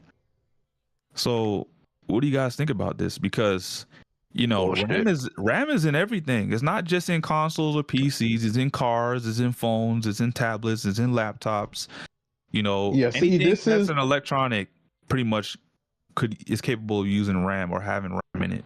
Yes, and I think AI gets a lot of the blame. When Sam, you just named off a bunch of things that also use RAM and stuff, like in the industry, in a lot of industries that are high tech, use it, not just AI. So a lot of people think that RAM is going up because people want to generate some funny AI videos, when it's like, yo, like EV vehicles. I don't know if y'all realize, like, there's been government mandated things to where no more gas vehicles, that they have to be electric by 2025. I think there's a lot of car industries that stopped making gas vehicles. What was it? The Mustang? I think the newest Mustang is an electric Mustang or something like that. And so, yeah, like a lot of that, you know, what's it called? Uses the material that it's made of RAM. Like a lot of these are natural resources. Like there's copper, there's silver, there's you know, a lot of fine resources that just aren't heavily available. So because of that, you know, it's just making everything technical more expensive, not just, you know, RAM, but RAM also is a victim of and there are some companies that are specifically only selling to AI tech companies. So I know that might be where some people, you know, might be like, oh, it's AI's fault. So I understand that, you know, how it comes off. I mean, which, you know, one of the biggest reasons is because of AI. I'm not disagreeing that, you know, it could be because of the EVs, but the biggest reason is because of the bigger players trying to get that moolah. They're trying to get their armaments up because they realize AI is taking off and they realize they can make money from us. Like they're already making money from us right now, and we're using soon. So money, and people forget how much AI is used in the military. Like it's a race of America versus China. Who's gonna have AI? Because imagine having AI. Because right now, I mean, we have drone warfare. I think, you know, drones are used in a lot of different military operations. So you have a drone that can also use AI, can be more accurate. It can be, you know, be more precise in how it attacks. Like there's, you know, a lot that AI can do to improve, you know, certain military vehicles and stuff. So it's also, you know, that too, as well as, you know, a lot of these tech companies like Google, Facebook, Tesla, all of that. So, you know, and then also they're trying to make robots and it unfortunately, gaming is kind of on the back burner. So, you know, they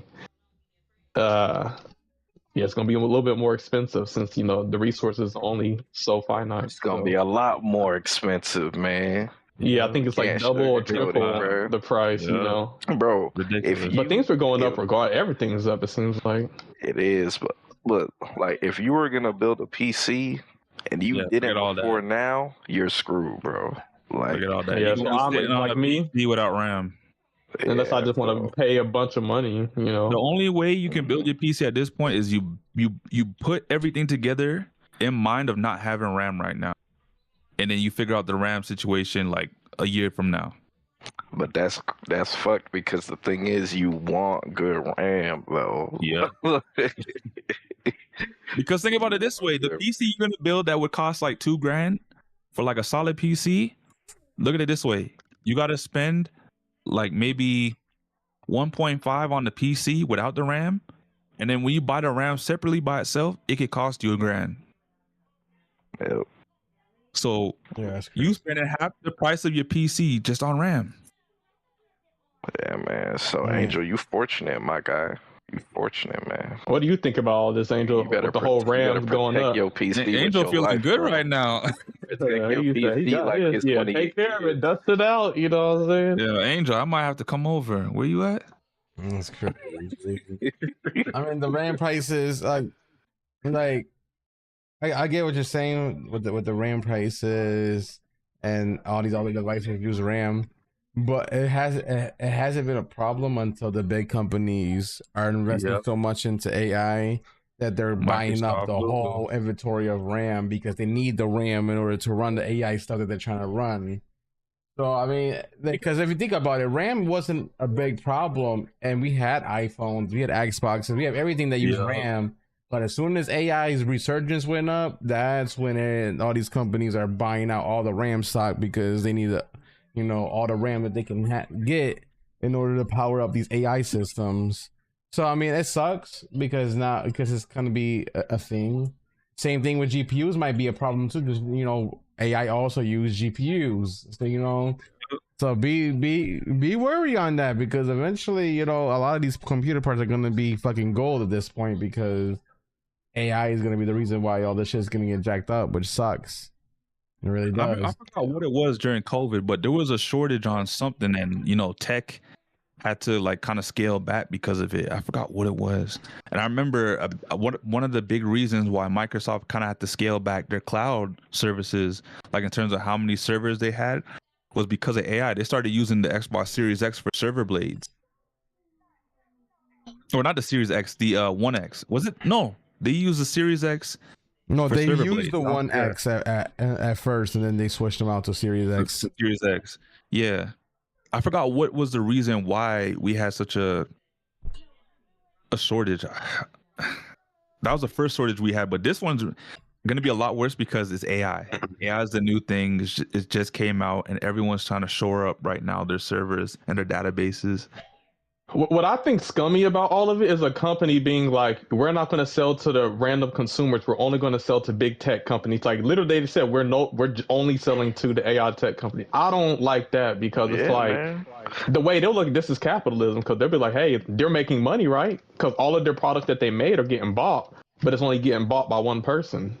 But they don't care because they're getting paid regardless. So the one thing I told my girl, I was like, if you want to buy a cell phone right now, buy all the phones, or buy a phone that came out in 2025. Don't buy a 2026 brand edition, or maybe you might be able to get away with a 2026 phone if it comes out this quarter of the year, the first quarter of the year.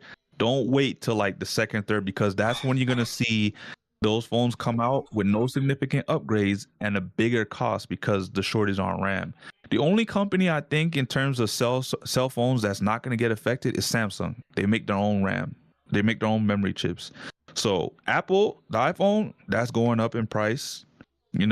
Everybody else not named Samsung pretty much is going to be going up in price. They low-key got a monopoly when it comes to RAM. Yep.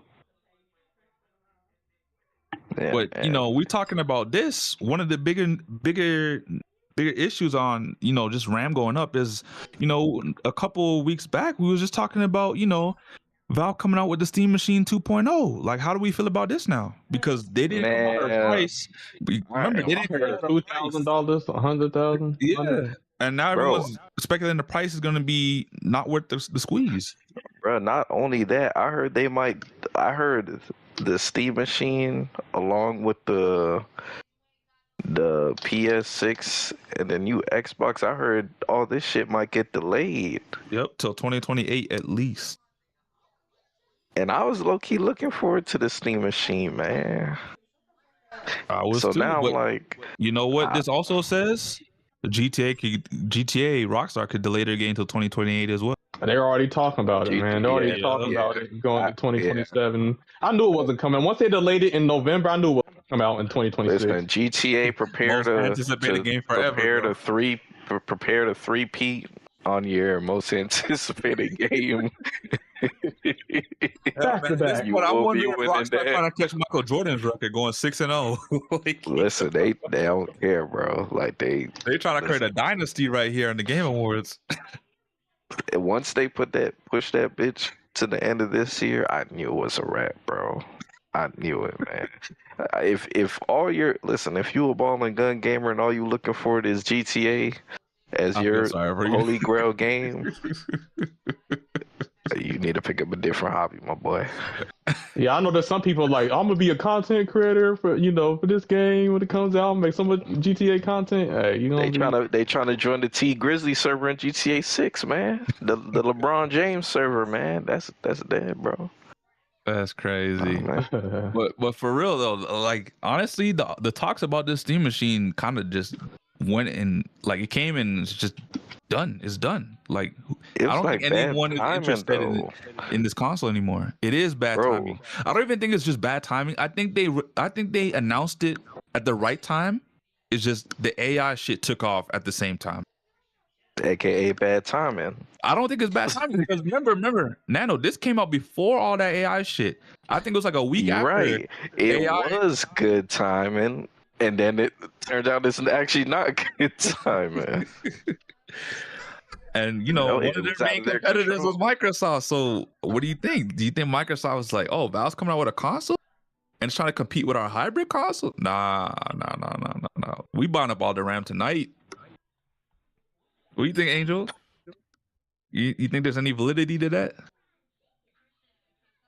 I mean, Rockstar's always been known to postpone their games regardless of the situation, so I wouldn't put it past it that if they delay it again. I mean, they probably want to launch it with the new console, so I mean, if the consoles get delayed, obviously that means automatically the game's gonna be delayed. But who knows? Maybe they won't delay it and they'll release it and we just get the shit ported over to the new consoles. Shit, I don't want this shit delayed. I'm already going to be delayed because PC release date is never on the same day as consoles, which is stupid. No. I hope my Rockstar changes that with this fucking GTA 6, but I hope it's if the delay, I've made peace with it. Now I can focus on other games like fucking the Star Wars racing game. I can fucking relax. I ain't gotta worry about GTA 6. I'll wash my hands of it for 2026 at least. Angel, you think Microsoft took a hit on Valve with this RAM buyout? Do you think it's a production problem? No, it's not a production problem. It's just resource. The demand for RAM now with AI is just too high, and there's not enough RAM companies. Which, for a fact, Asus, I think it was Asus. Or one company is deciding to enter into the RAM market. I forget who it was. I don't know if it was Asus or some other company. I don't know. Yeah, they are gonna start making RAM sticks now, which means stay tuned. Because like I said right now, I think it was Samsung makes RAM, and there's like two other companies besides Samsung, and that's it. Nvidia, I think Nvidia does. No, I mean you got the manufacturers too. You got Kingston, Corsair, G-Skill. Yeah. You got a lot of companies that manufacture the RAM, but also different companies that actually give you like the silicon and all that. Actually Samsung. The chips is what you need to worry about. That's what it was. It was a chip shortage. It was a chip shortage during COVID. Chip shortage. Oh, then we go through another shortage, but this time it's RAM, bro. Oh my god. But I mean, we are getting to a more technological environment. Like I don't know if people didn't think this was going to happen. Like people always talk about the future and how it's going to be more tech. In order to have a more technological world, you're going to build the resources, not the resources, but So that means there's only so much gold and diamond and cobalt and silver and copper and zinc and whatever to make these products. This is why, sometimes countries might try to take over another country that has more resources. That's why Africa's overexploited. We want to talk about AI. What about freaking Apple phones and, these blood diamond mines that they have children mining in so that Apple can make $1? It's the same thing. but now it's just another tech industry. So That's true. Yeah, That is true, and that's the unfortunate business with all this. and that's the unfortunate side. Yep. Man. Apart from the AI talk, you know, it's not all doom and gloom, but you know, yeah, there's some good too. I just seen something where some women they made called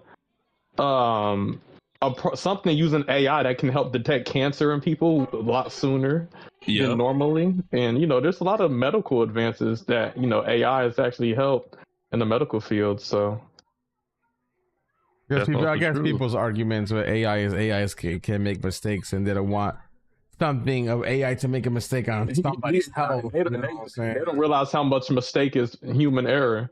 I mean, you want to talk about AI would be more accurate. You go. This is why you always go sometimes for a second opinion to doctors, because sometimes the first doctor might get it fucked up. Exactly. That is true. That is true. So what? I mean, there's pros and cons. We okay with going to physical doctors and having to do second, third opinions, but we're not okay with AI doing the same thing for us. Yeah, maybe we can detect something that the doctor doesn't. So have an AI specifically trained in order to detect certain cancers or whatever. So I mean, but I do think AI would be like used as a way to like. If that's the case, I'm pretty sure there's going to be humans also working with the AI, so they should know it's just if it's correct or not. Yep.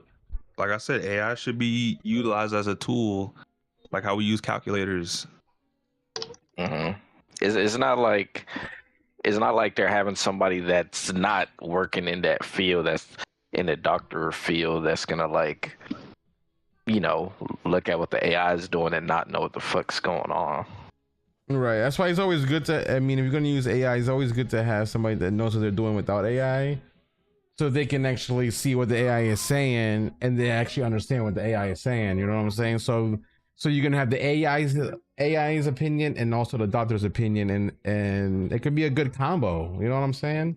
Like people say AI is bad, but like I feel like AI could do good too. It just depends on who's using it for what. At the end of the day, it's all about money. The people who say it's bad just say it's bad because maybe in the industry they're in, it's affecting their pockets, but they don't see the in the ways that it can be used for good. It's just like, oh well, I make art, therefore I hate AI because I want people to pay for my art and not go to an AI generating platform. But they're not thinking about the medical benefits that it can help. Yeah. They're just thinking about how it affects their pockets.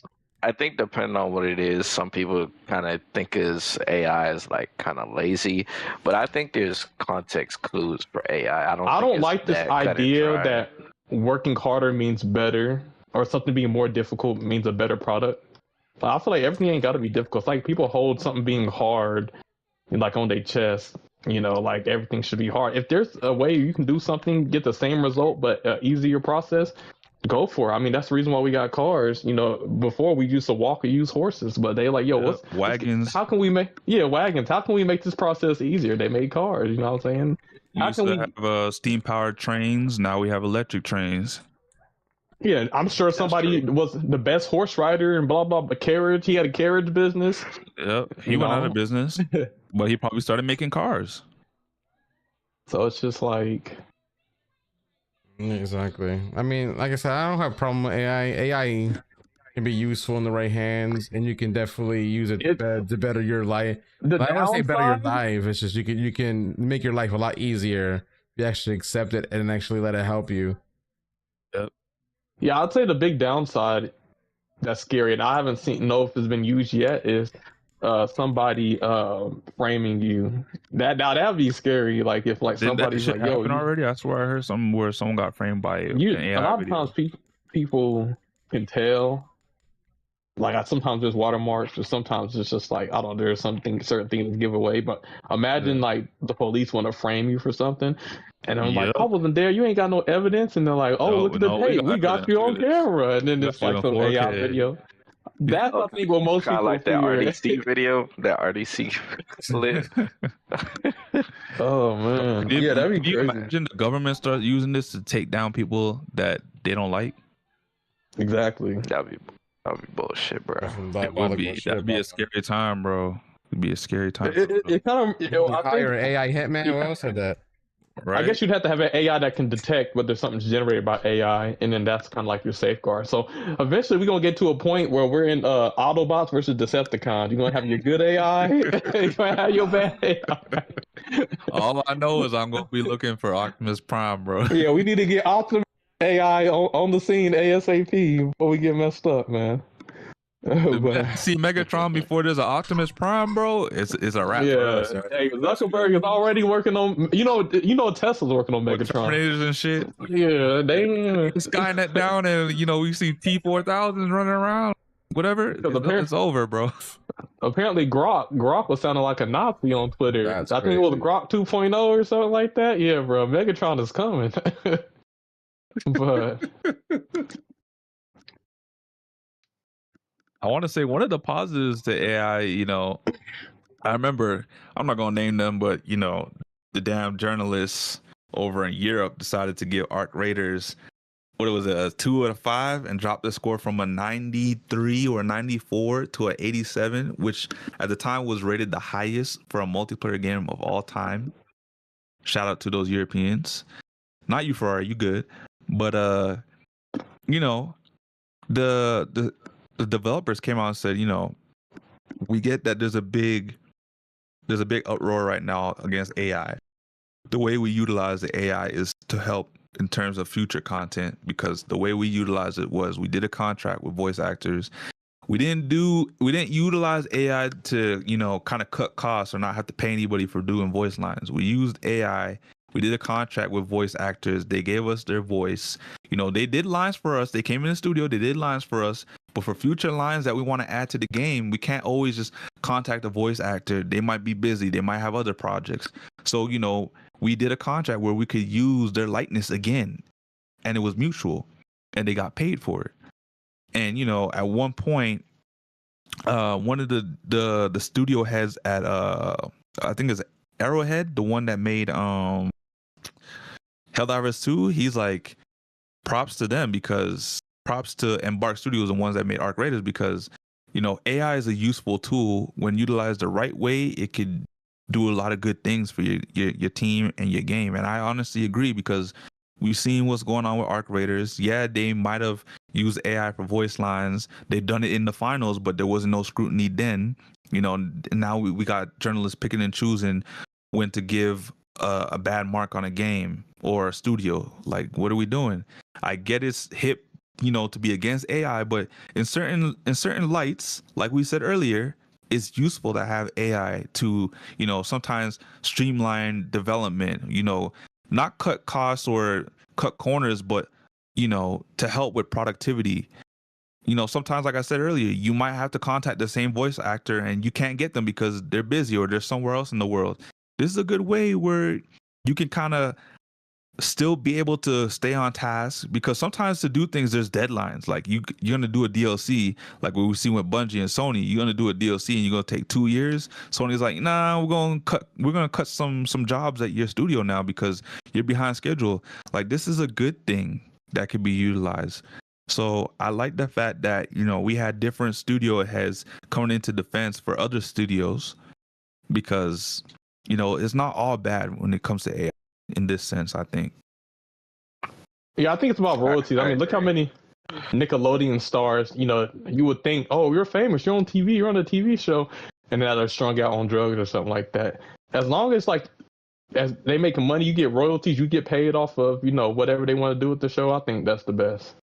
So, there's obviously you get paid for a project, but if you can continue, like you said, if you can continue to get paid, let's say you record your lines, and like, okay, we want to, maybe use your lines on a future season, and we'll use AI to do it, but we're still going to pay you for your likeness. I think that's fair, because at the end of the day, it's like you did your lines using AI to maybe, create some more dialogue using your voice, but you're still getting paid for that at least. Yep. Because could you imagine, worst case scenario, that voice actor dies, but because they signed a contract, they still are able to use their likeness, but instead of the money going to that voice actor, now it goes to their family. Yeah, like James Earl Jones for The Lion King. What's his name? Mufasa. Yeah. Yeah, you'd have to sign a contract for that though. Like Yeah, but a lot of these actors have. They've signed off some things that even after they dead, you know, they've Money allowed goes into their estate or goes to a family member. Yeah, their likeness to be used. I know with the Jacksons, they're very select on who they allow to imitate him, which I understand. I think it's funny seeing all like the Michael Jackson impersonators get mad because you know they weren't chosen. Yeah, like, but they chose someone in the family. Like, what? Come on now. They chose his nephew, but everyone's upset. Oh, they didn't choose me. I look the most like him. Like, you look more like his nephew. Like, of course, I'm going to choose someone in my family that looks the most like me. Why would I choose an outsider that kind of looks like me but don't have my genetics? Yeah, but it's I will say, speaking on Arc Raiders, some more positive in terms of gaming news. You know, recently they hit a milestone where you know they passed over 12 million 12 million lifetime sales, and that's the best-selling game of last year. That's actually pretty huge. Yeah, because we was just talking about the Game Awards and we was talking about the top games that were being nominated, and none of them even passed 4 million. So the fact that this came out and like did quadruple the numbers, Like like, you said, what does this say? none of them passed what? 4 million. Nah, Expedition passed 4 million. It just passed 4 million? The Expedition passed 6 million. It passed 6 million? Because when we was talking about it at the time, Expedition was like, that must have been recent then, because at the time Expedition was sitting at like 3 point something million.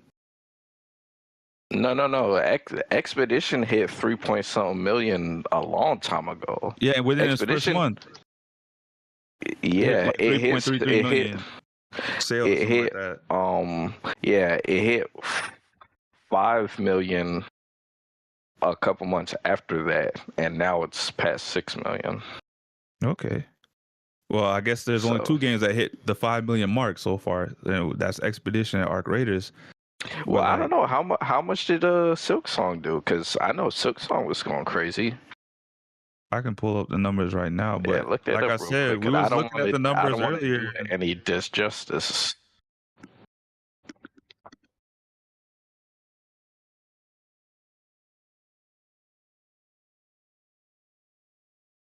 I know Silk Song was doing numbers. Okay, so for games that came out last year that sold that much. Wait, hold on.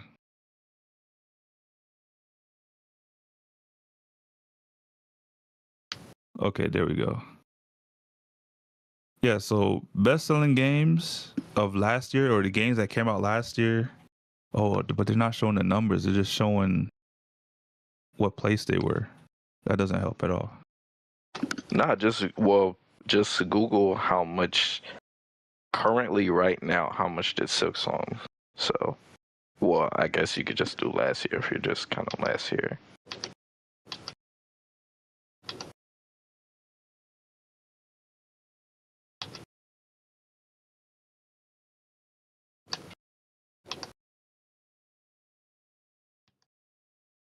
It sold over 7 million copies. It sold over 7 million. Yeah, 7 million. So there's only three games then.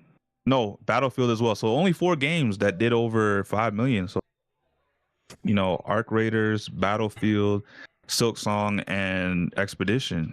And only one of them selling, or maybe did Battlefield hit 10 million? I don't know if Battlefield hit 10 million.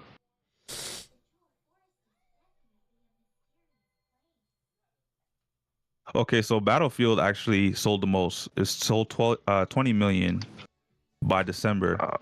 So yeah, so Battlefield sold the most out of every game last year with 20 million, and then Arc Raiders in second with 12 million. So pretty big, man. Only those 2 games hit the double digits, but I mean, like, that's very impressive because, you know, we was just saying a lot of games were coming out recently, like in 2024, that weren't really selling a lot of copies. Like, you know, when the Game Awards were held 2024, like the best selling game.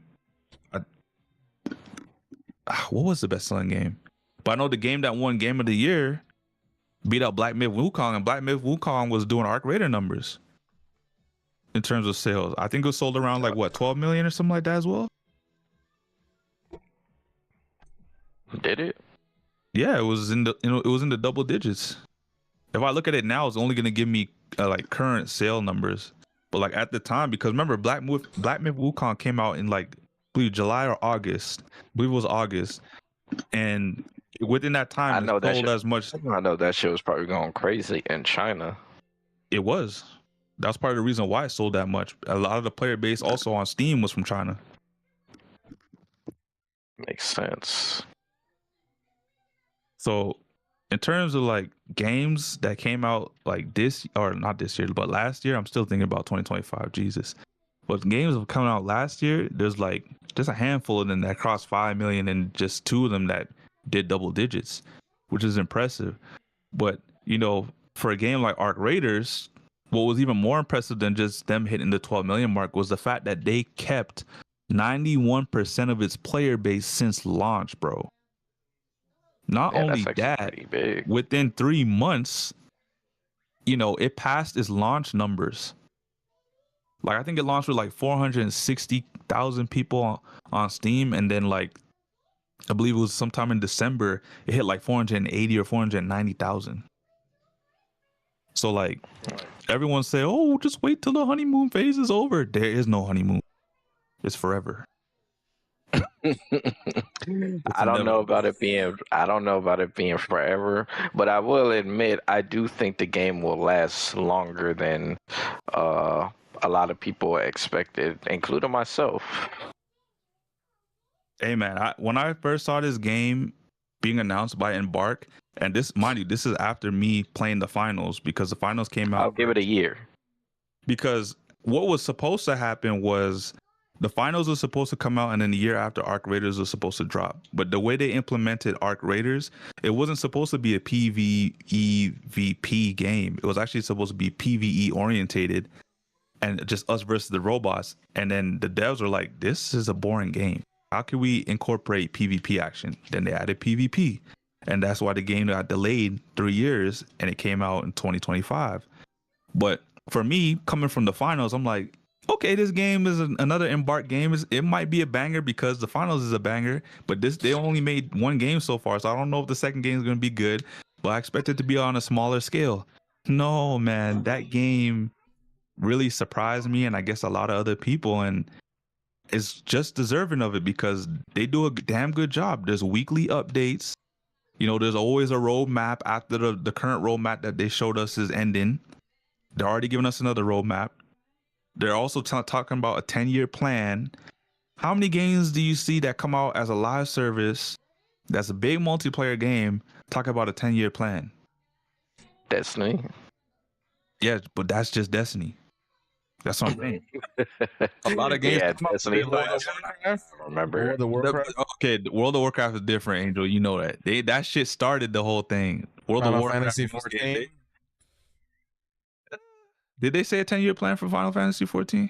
I mean, it's lasted longer than that. I don't know if you're just talking about developers that have came out and said that's what their goal is. The only ones that I remember is Destiny. Yeah, Destiny. I remember Destiny 100%. Oh yeah, and they lived up to that. Man, 10 years and going still. And you're saying Arc Raiders has a 10-year plan? That's what the devs say, and I believe them. The finals has been going on for 3 years. If the finals has been going on for 3 years and the finals is a way smaller game than Arc Raiders, I definitely see it going 10 years. Oh, it depends on how much that genre is relevant. Truthfully, if they could, that genre is. You know what I hope for Arc Raiders? I hope sometime down the line it gets like an expansion. Well, the expansions would be like more maps, because they said there's going to be at some point the game's going to have, in the 10-year cycle, is going to have like 12 to 16 maps. 12 to 16. Yeah. How much maps it got right now? I believe 5 or 6. There's How does Damn it Battlegrounds, there's Berry City, there's How do the Spaceport, maps there's work? Are Bluegate, they there's like on a Telemontes. rotation or something? No, you can spawn in. You can launch into any map that's on a map.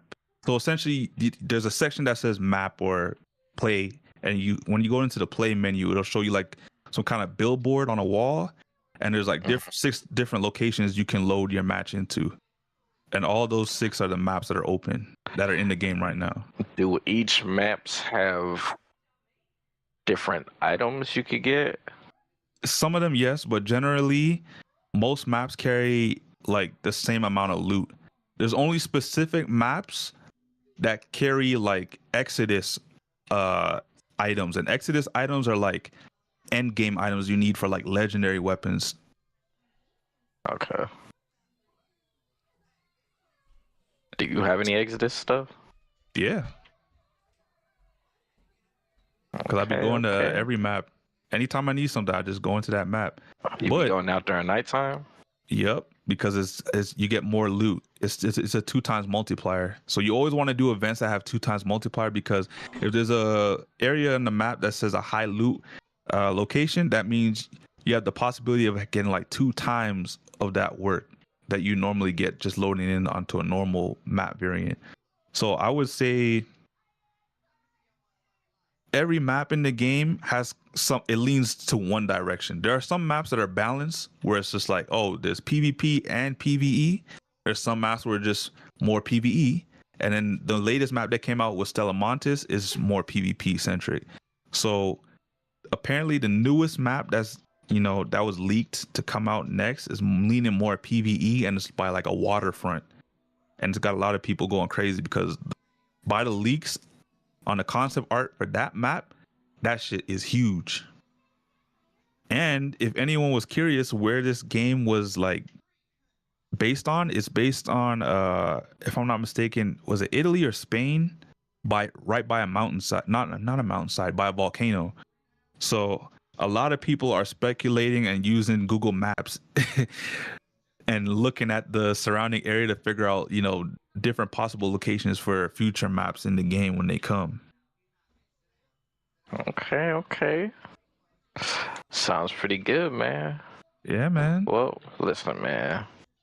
If they have a 10-year plan, and I will say, man, they have been keeping the finals going.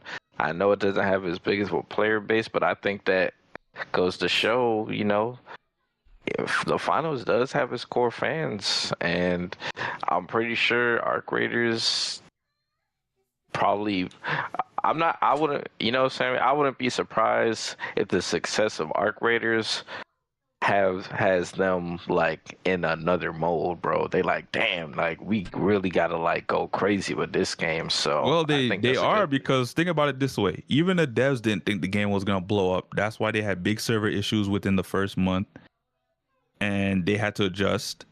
Then they had to, go on a content crunch grind because, they needed more content to appease more players. Then they said, you know what, we're going to do weekly updates like how we do at the finals, just because, a lot of people are playing. So you don't want to keep like the meta, or you don't want to keep the game feeling stale, or you don't want to do changes and you take too long to make changes, because that's when players will leave your game. So since then, they've been like very adamant on, respecting the players' time, which was nice. They took a 2-week break on the holidays and no one complained because they were doing such a good job with Arc Raiders. Like, I say this to kind of put some more weight behind their 10-year plan, but we bring up the finals, which has a way smaller player base than this game, and recently they just had a big tournament for $100,000 in Stockholm.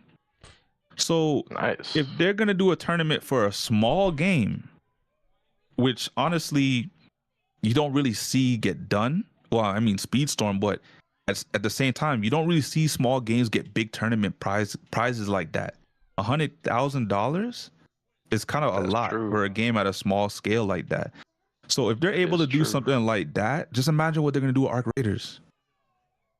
That's true, man. So I have big faith on this game. Like I told you guys before the next season dropped for the finals, I said if it looked like they scaled back on the season, or it looked like they were leaning towards kind of like pulling some of the team back to work on arc raiders, I'd let you know. And I told you guys the season dropped, and there was a lot of content that was released. So it looked like most of the resources that weren't being used up during the previous season was being used up because they were working on the tournament, and they had the devs, I guess, all on deck to do whatever they needed to make sure the tournament was a success. And it was. So I literally think Embark could do it for 10 years.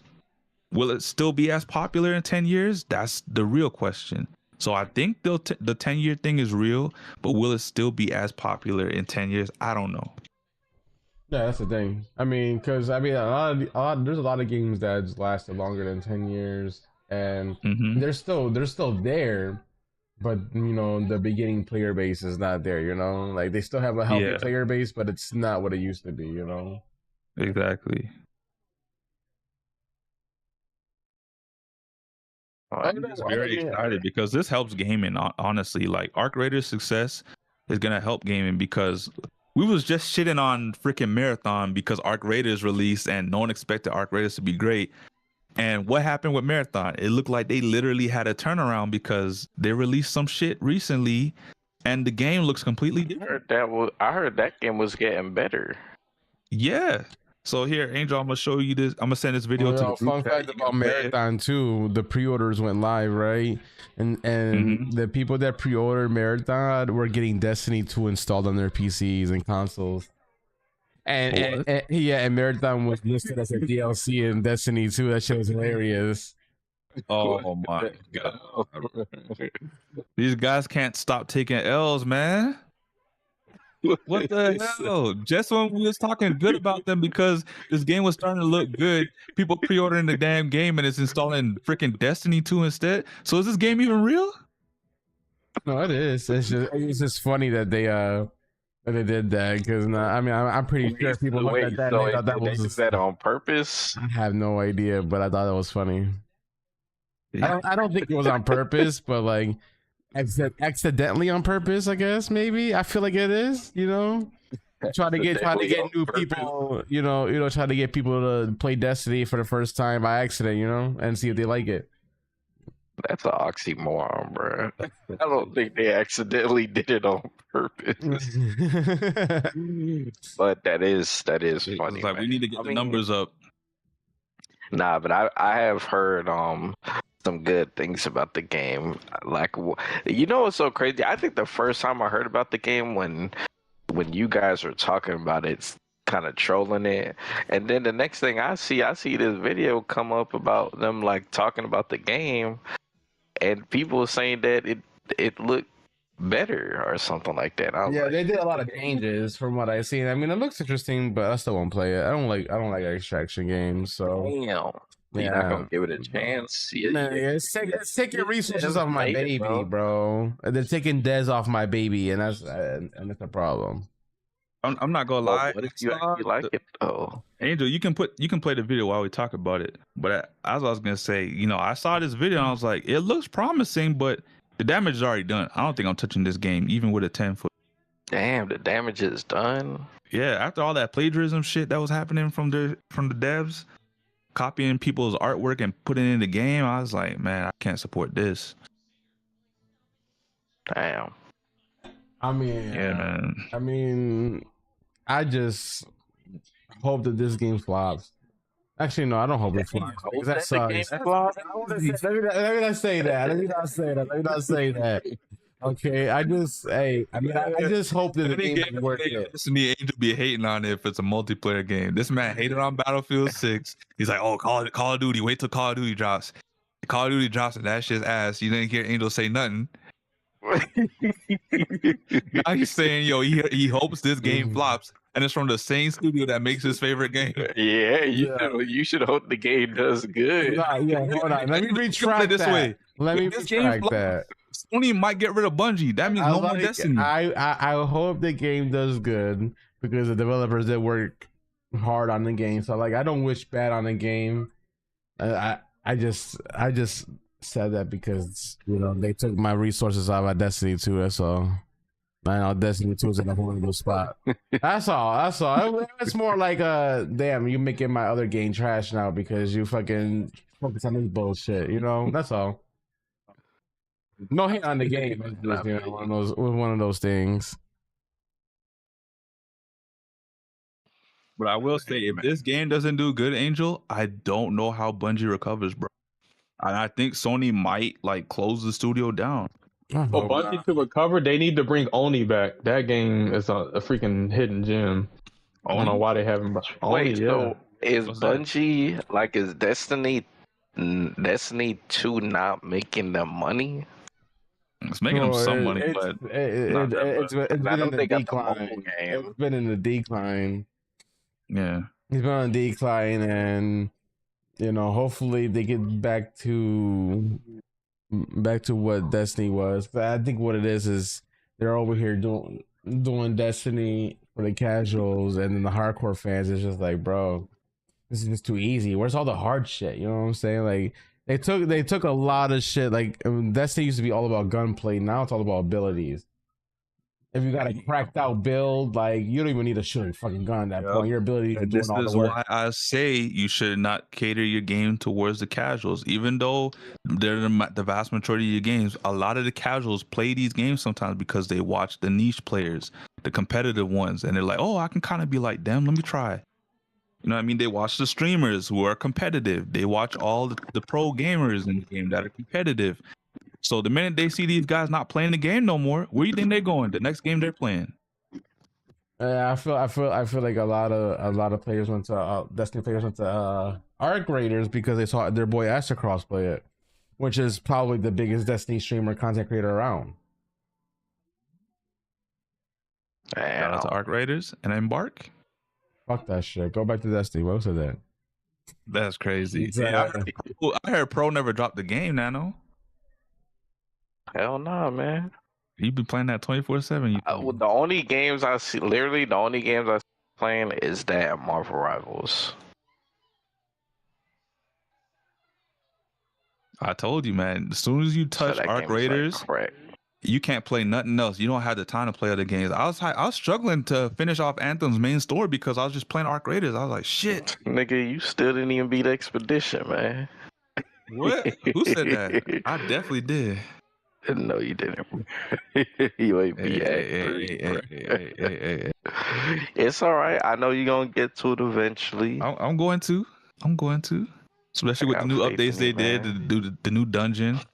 I saw a girl I regularly raid out to sometimes playing it, and I was like, "Oh, you playing this now too?" She's like, "Yeah, I should have listened to you." Yada yada. I was like, "Yep." You get that parry system? Down yet? She's like, "Nope." But yeah, man, a lot of people are coming to the game because of the Game Awards. I did say it was a great game. In terms of games this year, it was top tier. The only other game I thought was on this level was Arc Raiders. Silk Song was a good game too, but if I'm talking about games that are top tier, I would say 1A are Arc Raiders and Expedition, and then 1B is Silk Song, and then everybody else. But gaming this year in general has just been, well, not this year because games haven't really dropped yet, but last year have just been fire. And hopefully, the start of this year, it continues. Obviously, we're not getting GTA 6, but no one cares. We've lost we've lost excitement because we already know it's going up for an award this year for most anticipated game again. So I don't think any of us care. That category is already. We don't never see this. I can say one thing that Bungie does really good is world building, because goddamn, their environment looks so beautiful, bro. I'm not gonna lie, this game has me curious, but do I want to touch it? No. You know what, Angel? Since they make the game that you love, I feel like you should give their Extraction game a chance, some love when it comes out. Yeah, at least play that game. You didn't give Arc Raiders no love. I had to damn near beg you. and then someone gifted you the game, and then when you got into the game, you're like, damn, I actually like this shit. I didn't know it was that good. I was like, bro, you can't judge every extraction based off of one game you played. Every game is different. I guess I could try it. Let's see if it's good. Angel, you want your gaming palette to be versatile, man. Right? Who knows? You might be the marathon guy. You might be, bro. You might be. That's crazy. You might be what Astacross is for Destiny, but for marathon. Hey, that's true. That's true. You never know, man. Yeah. And it's gonna fix your itch for Call of Duty because, you know, Call of Duty ain't really hit, so you'll have a shooter to play at least. Damn, that's true. I forgot about that. Yep. You're gonna get everything all in one. Yeah. I guess I'll try it out. You have nothing to lose, bro. Especially if you try to Does that game have a release date? You say what? This is game free to play, or this game you gotta buy? Didn't you just say people were pre-ordering? So you definitely gotta buy it. Yeah. People were pre-ordering. You're right. So we gotta pay for this. All I'll say is you have everything in the game by trying this game out, because if you play this day one, you'll get some new subs, new followers. Oh, who's this guy? He has some good gunplay. Like, this guy knows what? Let me start following this guy. Just saying. I guess we'll see. Yo, so I had a question for y'all. So, well, I guess this is gonna be a topic, but like we could just talk about it real quick.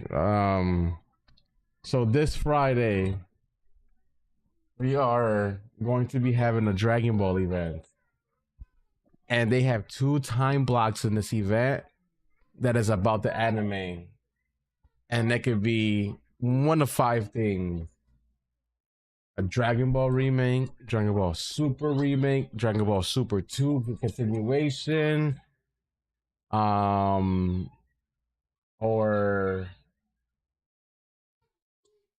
movie, essentially, or the continuation of Daima. Those 5 things, right? What do you guys think? And like I said, there's 2 time blocks, so we don't know what that means, but there's 2 time blocks. So they're announcing one thing, and then they're gonna talk more about it in a different time block, or something else is gonna get announced. Well, I'll say this: I don't care for remakes. Either you do a continuation off of Super, or do one off of Daima. But I do not care about the remakes. If they're gonna do a remake, at least remake Dragon Ball Z, the Z Saga, with some updated animations, some color, some life into it. You know, some modern designs based off of the new designs on Super. That would be nice. And cut all that filler shit. 10 episodes, I gotta wait for Goku to reach Earth and this shit. Like cut all that content away. Now I will say this, bro. All right, now it comes to the leaks. All right, and the leaks. Somebody leaked out an image that looked like it was a scene of the Battle of the Gods that was basically kind of like a redraw, like a remake. Because like the drawing was a lot different than what it was in an anime or in the movie, and it got taken down by Toei Animation. So a lot of the people think if Toei took that down, there's many other like fan made art. If it was a fan made art, it would have got taken down. You know what I'm saying? Yeah. No, this was completely taken down from Toei, which people are speculating that means, and it looks like it could be a remake of Dragon Ball Super, because there was speculation and somebody did say that Dragon Ball Super remake is happening, and it's going to be a remake that's more tailored to the manga than what the anime was. So then what was the point of the anime then, if you're just going to do a remake anyway? Because it's going to be more towards the manga, which was a lot different than the anime. So the anime had like its own storyline. This is the issue I got with this now, because this is the same reason why I never touched Full Metal Alchemist, because the first one came out and that was following the story or the manga to a T until there was no story to follow because it was ahead of the manga. So they kind of made their own story on the fly, and then they did Brotherhood to be more in line with the manga. So it's just like, I don't know what I want to watch because at that point I remember watch watching Brotherhood, bro. I could watch Brotherhood. The problem is, Watch the newest one. I watched the very first one, the regular Full Metal Alchemist, and I enjoyed that one. So I'm just like, what if I watch this and I don't? Hey, you'll probably enjoy Brotherhood. See, I didn't finish the first Full Metal Alchemist, so watching Brotherhood, I might not finish that either. That's the same thing. It's like, okay, Nano, question about that. Mm-hmm. If you've never watched both, should you watch the first one? Like watch Brotherhood, bro. Brotherhood. Why not watch the old one? Yeah, why because Brotherhood's actually canon to the story. Okay, what if you want to enjoy the non-canon version first? Yeah. I mean, I don't know. Are you gonna know the contents of the non-canon one? I don't know nothing about nothing. If you don't know anything, watch Brotherhood first. And then watch the old version? Yes, because Brotherhood, it's actually stuff that is supposed to happen. And then it's like the other one's just like, they just like, what if this happened? Or what if that happened? Pretty much. Brother, like the other one is just the anime, doing its own thing after a certain point. Now, I'm not saying it's bad. That's like saying someone not to watch DragonBall GT just because. Nah, I'm not telling you not to watch the other Full Metal Alchemist. I'm just saying if you want the real canon story, then watch Brotherhood.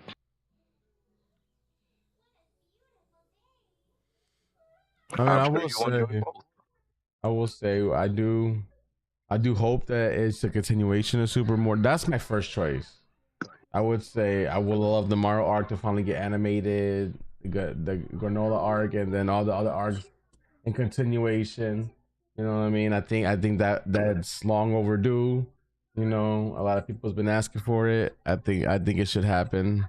Other than that, I mean, I wouldn't mind a Super remake if that's the case, because I understand they're probably gonna try to make Daima make sense in this remake of Super if that's what they go, and make it more tailored to the manga so they can continue it off, and then the anime makes sense because all the manga events that happen in the manga are also in the anime form. I don't know. I just rather not be a movie. I do not want to be a movie. This is why I always thought that instead of coming out with Super, they should have just remade the whole series, starting from Dragon Ball going up, and then drop Super. Because then, I know it's crazy, but then at the same time, you don't have this mix-up where it's like, oh, what's this timeline? Because at that point, why are you doing Z? Boom, Super is going on. You just put Super into the Z arc, and then you can finish off Z once Super's done to make it all make sense. And now you're not wondering, well, we didn't really see Goku use Ultra Instinct at the end of Z, but how do we know he has Ultra Instinct? You know what I mean? Like, all that would tie in. Yeah, I mean, I guess we'll find out Friday. I'm excited, because I really we haven't had the Tournament of Power ended 8 years ago, so we haven't had, aside from the movies, anything Dragon Ball anime related in a long time. You think they were gonna put out another game? Oh yeah, that's also gonna be announced. That's another thing I was gonna say. Also, in this event, there is a game being announced as well, and a lot of speculation is Xenoverse 3. Ooh, you think they're gonna shut down the other two Xenoverse games for this one? I'm not sure, but from what I've been reading, they've been heavily into the Xenoverse 3 in development. The graphics, they're like, everything's gonna look amazing, and like, because I know the biggest complaint of Xenoverse was the graphics. Yeah, a lot of people didn't really like the graphics, so they're going with a whole new cell shader, everything. Like they're reworking the whole graphics of Xenoverse to make Xenoverse look really amazing. And if that's the case, Xenoverse might cook. I mean, Xenoverse 2, they're still adding characters to Xenoverse 2. Yeah. So like, this could be a game that lasts just as long as Xenoverse 2 then, If that's the case, I could kind of see them dropping Xenoverse 2 in like 2028 with the new consoles, because they're gonna want to milk out as much as they can with Xenoverse 2.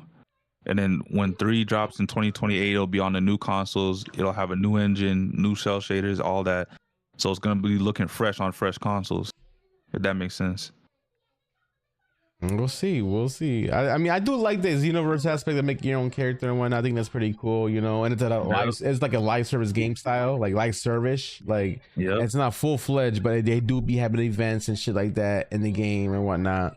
And then there's a social space, so there is live service aspect in that game.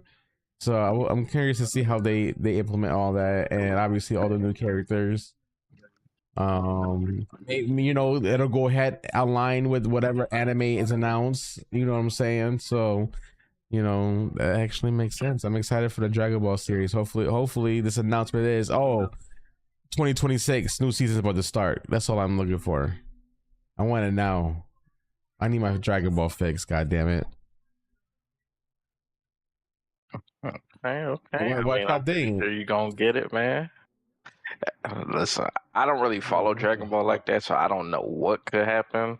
Damn. But I do know, I do like the Xenoverse idea, because I do know when Xenoverse 2 came out, a lot of people was playing it. Yep. So, I mean, if they announce another anime or something like that, I think that'll be dope. Oh my god, bro. Breaking news. I don't know if you guys seen this today, but apparently Ubisoft just canceled 6 games. And one of them was the Prince of Persia Sands of Time remake. No, I did. No, I did. Yeah. Bro. Caleb is heartbroken, bro. That was like I had that wish list. I had that shit wish list the first time when it was supposed to drop back in like what? What are you talking about? Then they delayed it, man. They canceled it. On top of that, they closed 2 studios. That's one of the best combat games of all time. What are we talking about? Bro, they also confirmed further layoffs and major company restructure. The reverse function? Like, come on. To make matters worse, it looks like Assassin's Creed Black Flag remake looks to be delayed right now. So damn. It'll be now coming in 2027 Black Flag remake. 2027. Yeah. Damn. I thought I was gonna see Farah in 4K, man. Wait, hold on. They also delayed 7 other titles. Jeez. Crazy, bro. It look like Ubisoft doing some restructuring, man. Bro, Ubisoft is about to get bought out next. I'm so glad the devs that made Expedition, whoever worked at Ubisoft, left, man. At least on Ubisoft, they did give the update for third person for Avatar: Frontiers of Pandora and whatnot. But like, yeah, hopefully they're not one of the studios that got closed. How do you do it? Like, how do you cancel such a classic, man? That's crazy. Damn, you must have been really looking forward to that game. Yeah, I beat that game like as well. 15 times. Like, back in the day, I used to like play through the whole game, beat it all the time, bro. I really loved the game. I really loved the combat of it, mechanics. It was a good game. You want me to go through this article? So I got it pulled up in front of me. What's canceled? The reason they always have some bullshit reason. Well, we'll find out. I'll read it right now. So Ubisoft has announced a sweeping company restructure that will result in the cancellation of 6 games, including its Prince of Persia Sands of Time remake. Bummer. And a delay because of the layoffs, right? Sorry? That's because this is all because of layoffs, right? No, they're also doing layoffs as well now.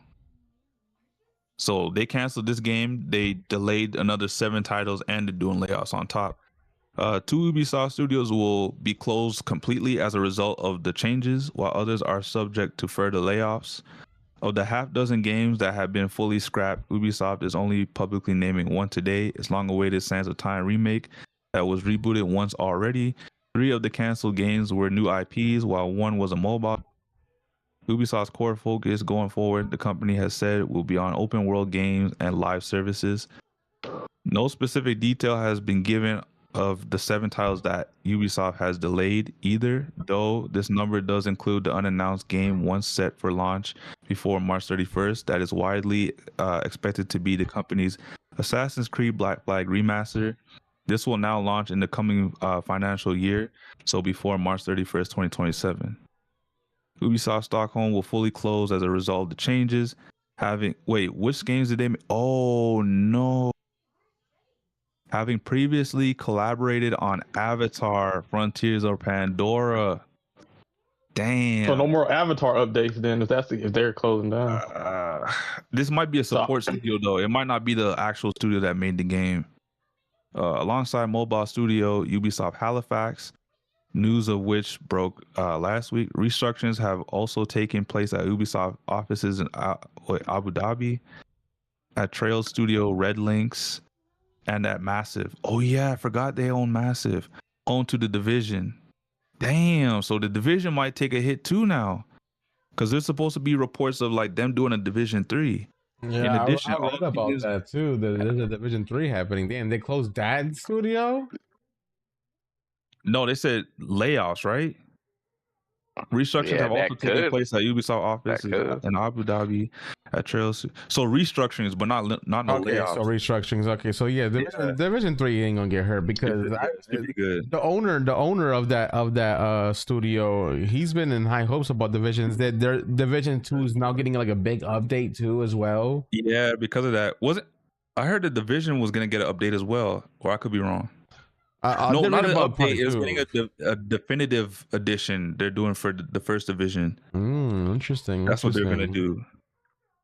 Yeah, and looks like a Division 3 announcement might be happening too. They have like an event for Division. I don't know when it's gonna be, but they're gonna be announcing. That's when they're gonna announce a Division 3. So they also say here, in addition, all teams will be required to return to in-office working 5 days a week, albeit with an annual allowance of remote working days. So down here it says they were previously expecting to make around 1.75 billion, but that's now down by 330 million, which was in euros. So they were looking to make 1.75 billion in terms of like US dollars, but it went down 386 million US dollars. So they're going to be making like somewhere around 1.5 billion now.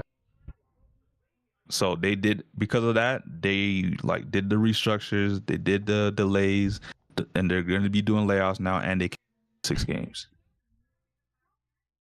It's unfortunate, man. It's unfortunate.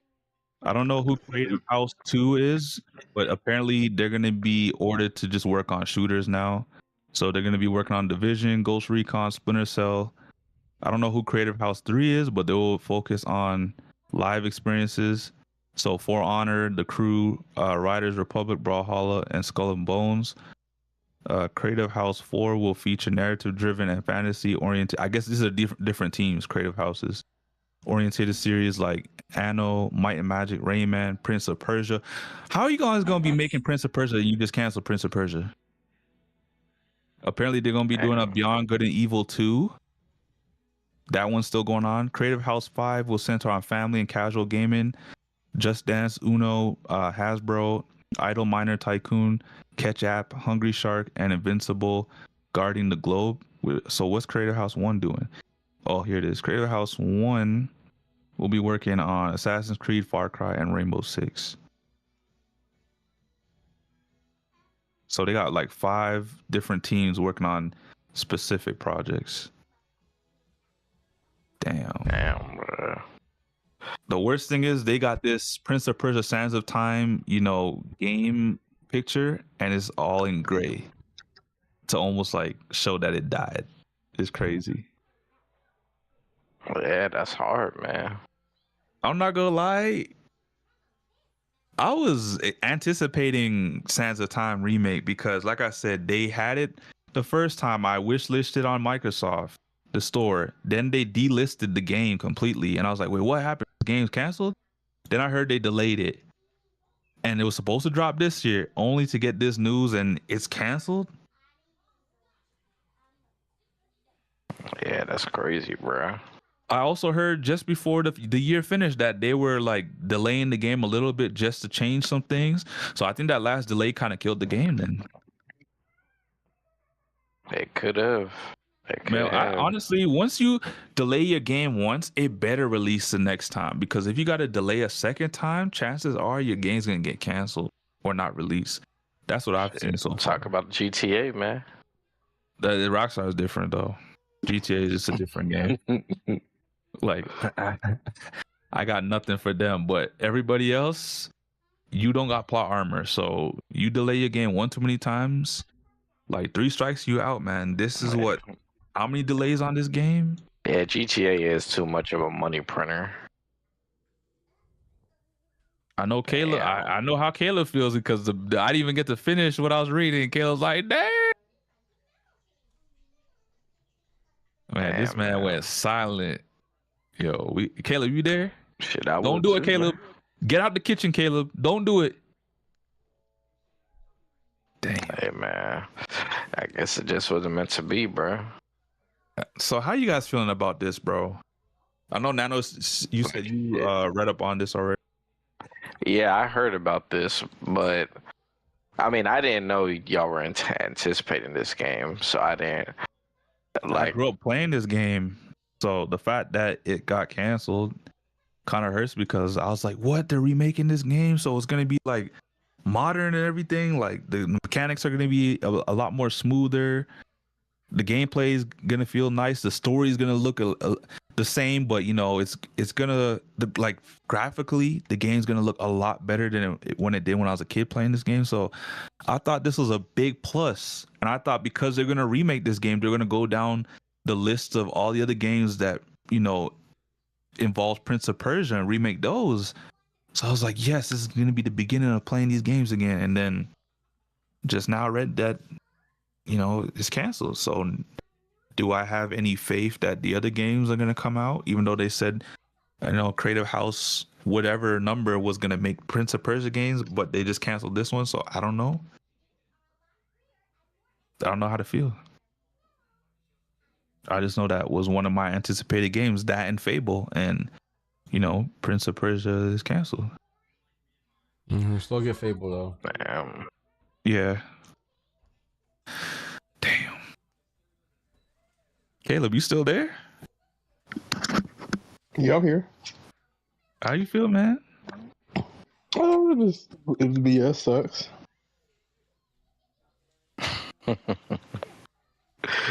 Oh, Caleb put down the cup. he put down the cut, man. Man, I know Kansas lost in the Super Bowls, and I had to tell you to put down the cup. You know, don't lift the cup up for this. No more sipping on promethazine, Caleb. That's just done with, man. Damn. So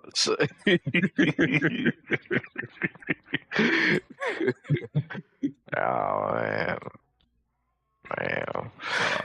That's news. I'm not gonna lie.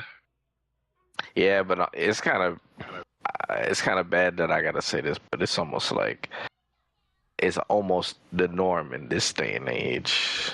Yeah, that's not a good thing. Yeah, it happens. It's definitely not. Who knows? Maybe they'll revive it. Eventually. How are they gonna revive it though?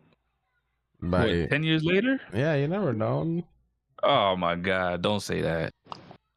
I know I'm not gonna stop playing games. Just because I'm 40, don't mean I'm not gonna stop playing games. But I'm like, I gotta wait 10 years for this now.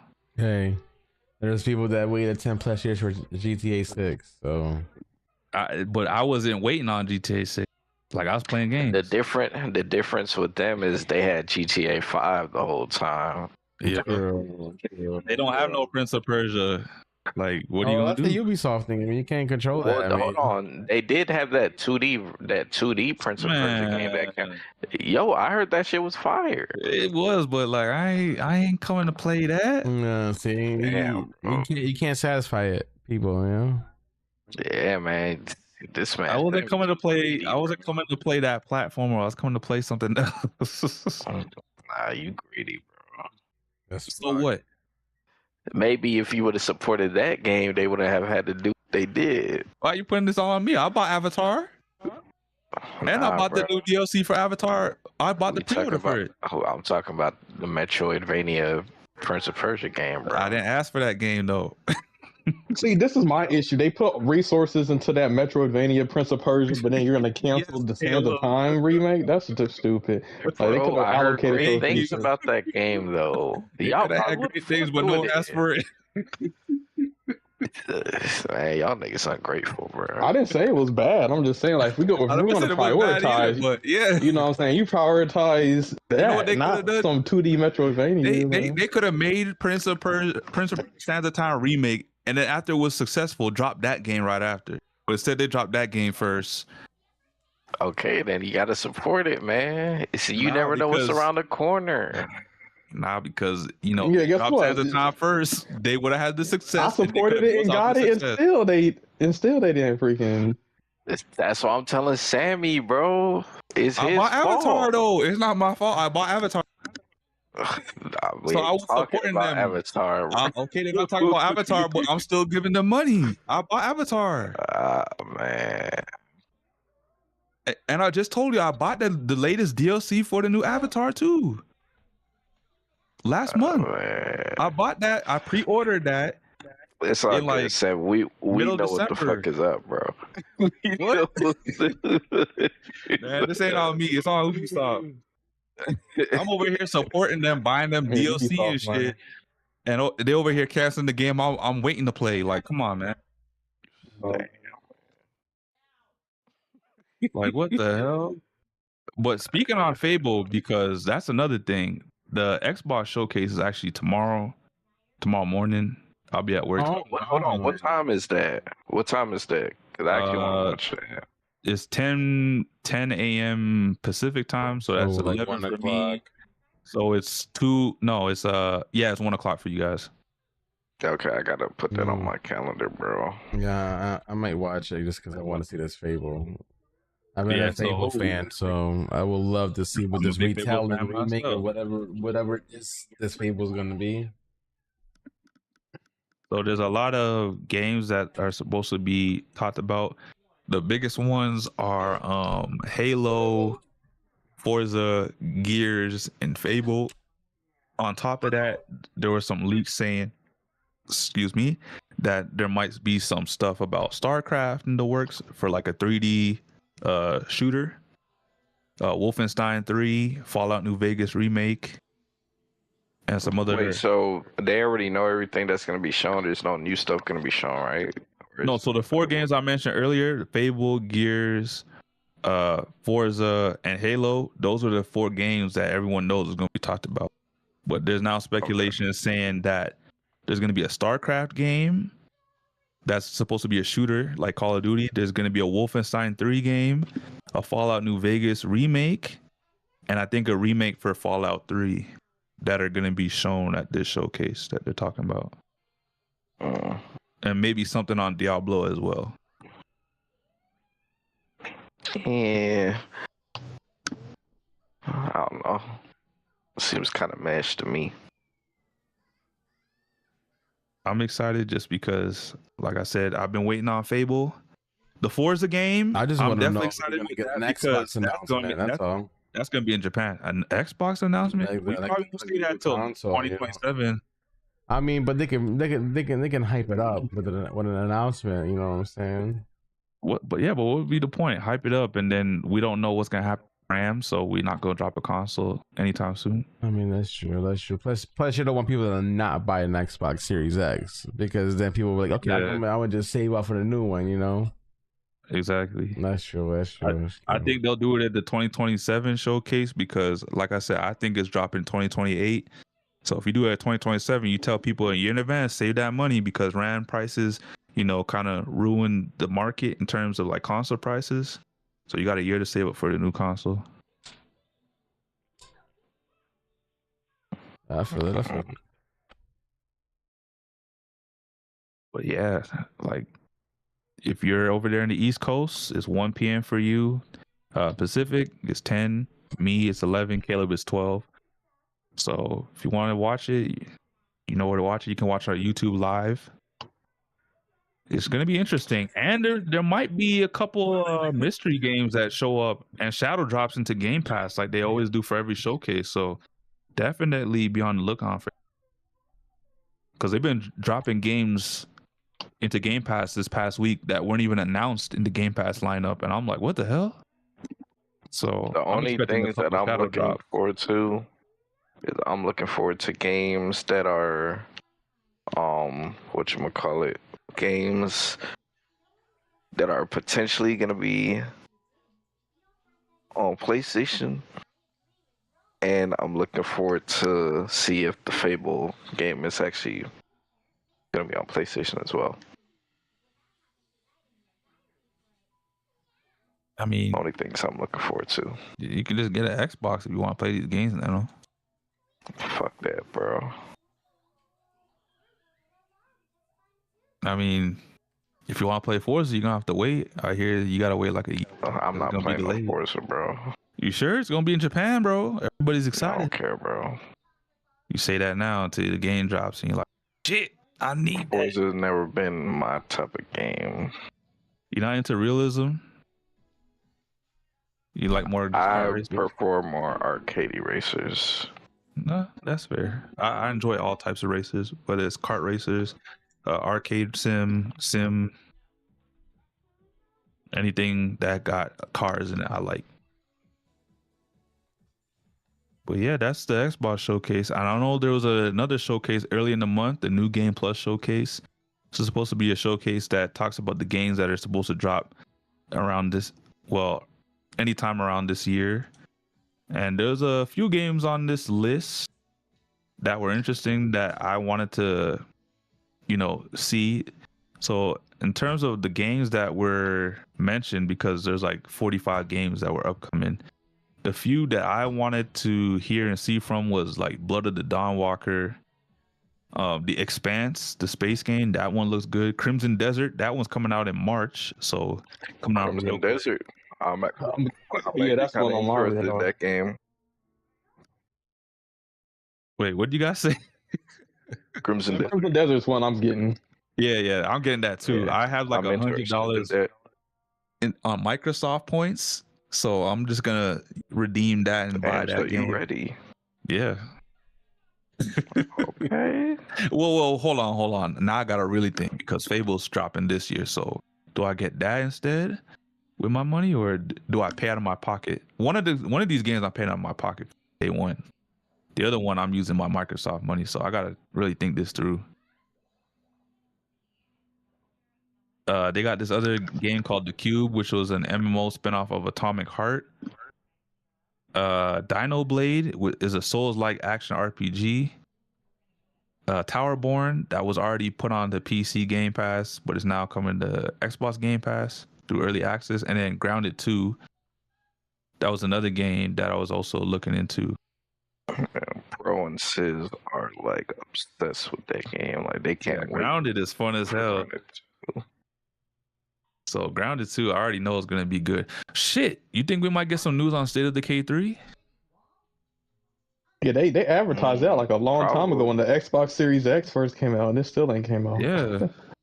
So maybe we might see something, but maybe that might be the shadow announcement on the showcase. It is a possibility. In the Xbox showcase tomorrow. I know that wasn't really something that was brought up, but after seeing the Grounded 2 stuff, I was just like, shit.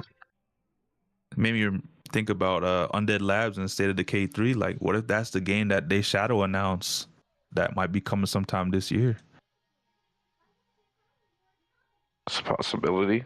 Because we haven't heard anything from them in a while. And even though Xbox or Microsoft went around canceling some games, they didn't cancel that one. So that tells me that game was either next to finishing or close to finishing and like able to release soon. Because like Caleb said, I didn't hear about that game, or they announced that game since like 2020. Around the same time they announced Fable. And 5 years later, or 6 years later, here we are with Fable coming out this year. So it sounds about right that maybe that game this year too. Yeah, it's a possibility. It's a possibility. Well, I will be watching. What was your games that you were interested in from the new Game Plus, Nano? The showcase.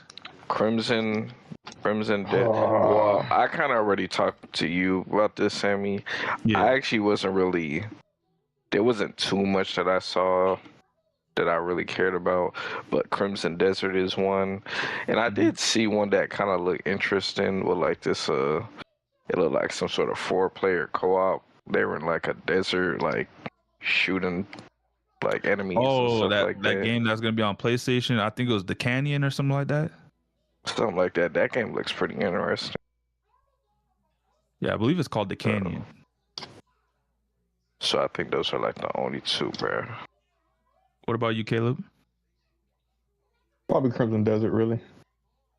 I think that's everyone's most anticipated game. Xbox right Showcase. Maybe they'll show some Exo Mecha gameplay because I believe this is supposed to come out this year. First quarter. I remember you was telling us about that. And let me look at that up. What about you, Angel? I guess you're just really worried about the Xbox Showcase tomorrow. What happened? Like, what did you watch New Game Plus? No, I did not. Oh, okay. So then you wouldn't really know what was shown. Yeah, they showed a lot of indie stuff, which I'm not mad at. Nah, Indie's been doing good. So it says it's gonna release Q2 of 2026, Caleb. So No, I was think just that's watching around this video. I was March, watching April. this video, and it looks like I mean, what, summer or something? yeah. Okay. So yeah, looks like it's spring, almost what sometime in spring, possibly. It's looking like it's going to be Dragon Ball Super remake. Damn. I just But watched. it seems like because Super had a lot of examples of bad animation, and so it seems like, and same with World Trigger, but One Piece got all the love, so it seems like they're trying to give these other series the One Piece treatment, and so they're just reanimating these series. So from the I wouldn't be surprised if they do Black Clover as well, because a credible leaker. use some love too. So this credible leaker is saying that it is going to be a Dragon Ball Super remake with the animation style of Dragon Ball Daima. I didn't watch that. Dragon Ball Daima had very great animation. Like Daima's animation was amazing. Yeah. That was like the B team. One Piece is like the A team. Daima was like the B team. Super is like the C team. So yeah, I mean, I guess that makes sense. Dragon Ball Super in a manga form is finally going to be an anime form. So you're going to see a lot of differences in this Super remake. That you're going to be like, wait, this didn't happen in an anime the first time. It's because now they're going to be Jiren reanimated. I feel like they're going to incorporate Super Saiyan 4 in here too, just because they got to make sense of what Daima is, because we never got Super Saiyan 4. Wait, what's Super Saiyan 4 retcon? No, Super Saiyan 4 Daima made a canon, and Daima's before the event to Super. So, but Super, there was no Super Saiyan 4 reference at all.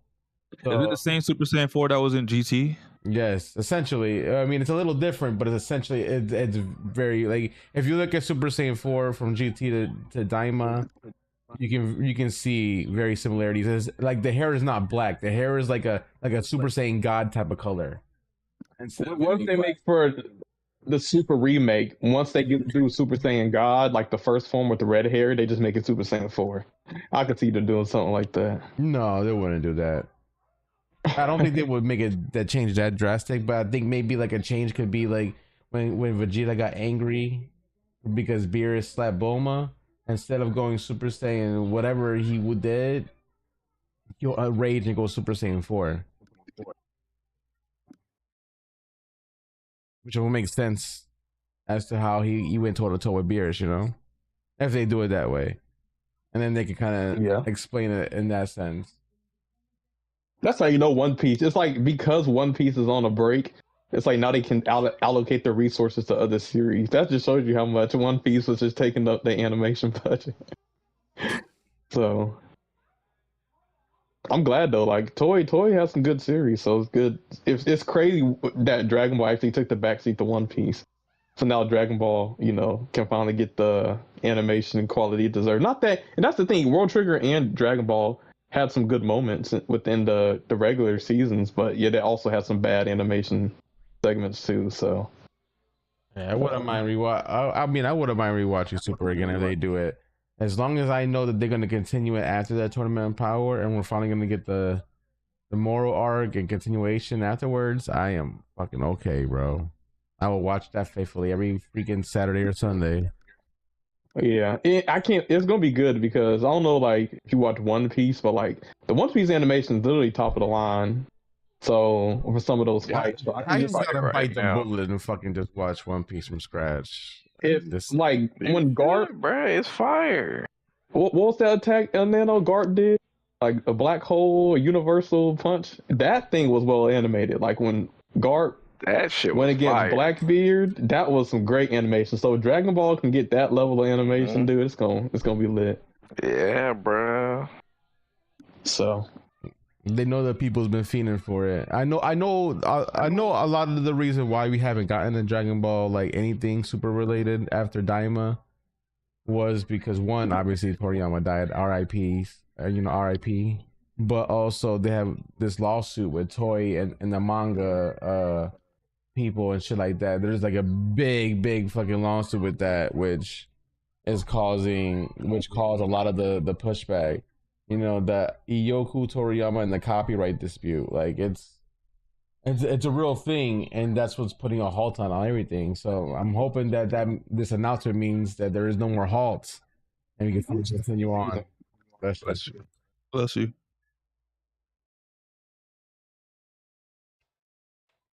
Yeah, I know they fighting over this man's IP right now. I mean, I don't blame them. Dragon Ball is literally probably, like, I mean, I know a lot of people talk about big 3, big 4, yada yada yada, but I mean, Dragon Ball will always be It Dragon started it Ball. all. It's like its own thing. Like if something comes out, movie or anime, it's gonna pop off because Dragon Ball is just. Well, the that big name. 3 were inspired by Toriyama. Without Dragon Ball, I don't think there's a big 3.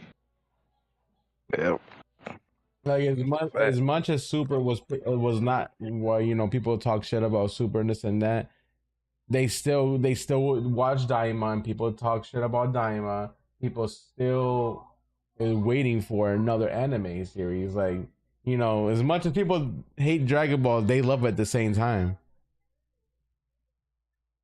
That's true, man. I mean, you can never go wrong with Dragon Ball. It's one of the goats, man.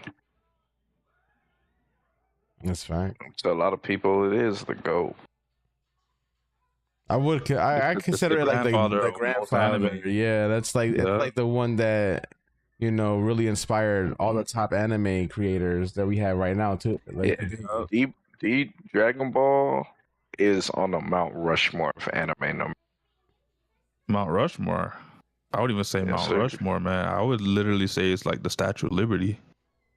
I would say it's like its own statue above like the Rushmore, looking as like the creator of all. Yep. Right.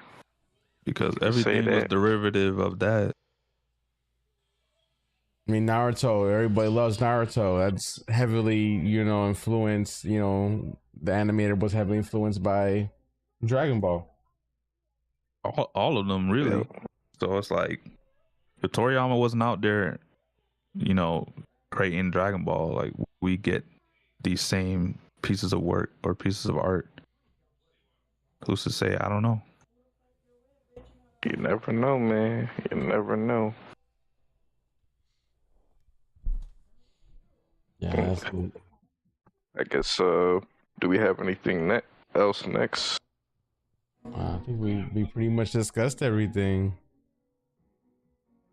Did you have anything as well, Caleb? I swear. Hey, no, when we done, we done. We ain't gotta force a million topics when we done. I just thought you said you had something to say or something to bring up earlier, so wanted to see if you brought it up. No. Okay.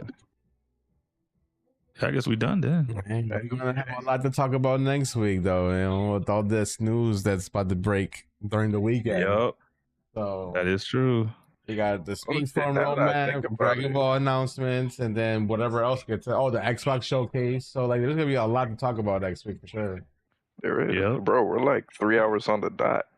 You know, look at that, yo. Let's go. Let's go, chat. All right, it's time for another hour. Let's go. This man saying, get him out, get him out, get him out. Nah, man, but I guess we can start with the closing statements. I guess mine will be I am happy that Expedition 33 won Game of the Year. You know, I'm even though I'm kind of like off of Speedstorm, I'm looking. It sounds like this next season is actually going to be. It might be some new heat, so I'll keep my eyes open. You know, yeah. Until next week, man. Mr. Caleb Black Flash, your finishing statement. Caleb Negro Flash, Sonny go. That's crazy. Yeah, that's crazy. Oh man. I guess then, Mr. Namikaze, man. Man, I'm just excited. You know, like I said, Xbox showcase is tomorrow. Been waiting on Fable forever. My most anticipated game, you know, fuck GTA. This has always been my anticipated game ever since they announced it. So I'm extremely excited. I'm bummed that I gotta work early in the morning, so I'm gonna miss it. Hopefully I can catch it on my break. But damn. Man, I'm just so excited for this year because lots of games that are coming out. Crimson Desert, like I said. So, you know, I got to figure out how I'm going to pay for that. Obviously, I'm going to buy it, but don't know if I want to buy it out of my wallet yet. And then buy Fable with the Microsoft money or vice versa, but we'll see. But yeah, I got a lot of games on my wish list dropping this year. Unfortunately, I lost one, you know, with the breaking news earlier, and that being, you know, Sands of Time being canceled, but you know, there's still some games on my wish list I can still look forward to. It's just unfortunate that we lost one. But yeah, Angel.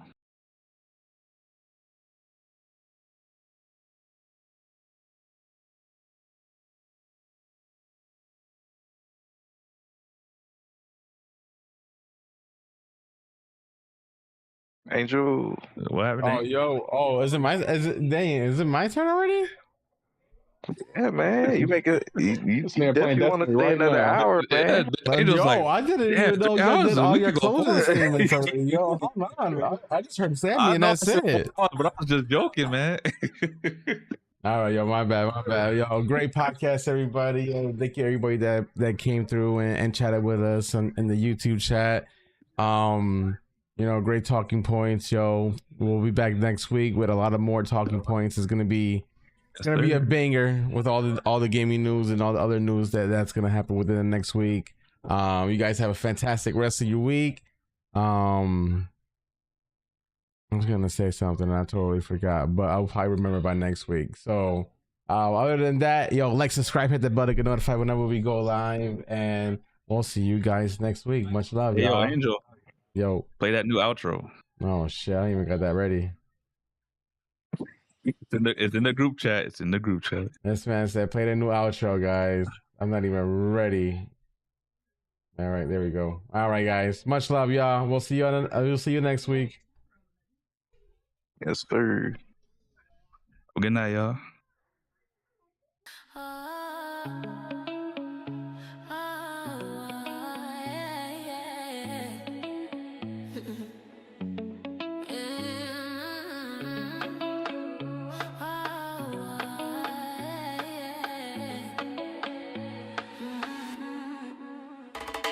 What me miss?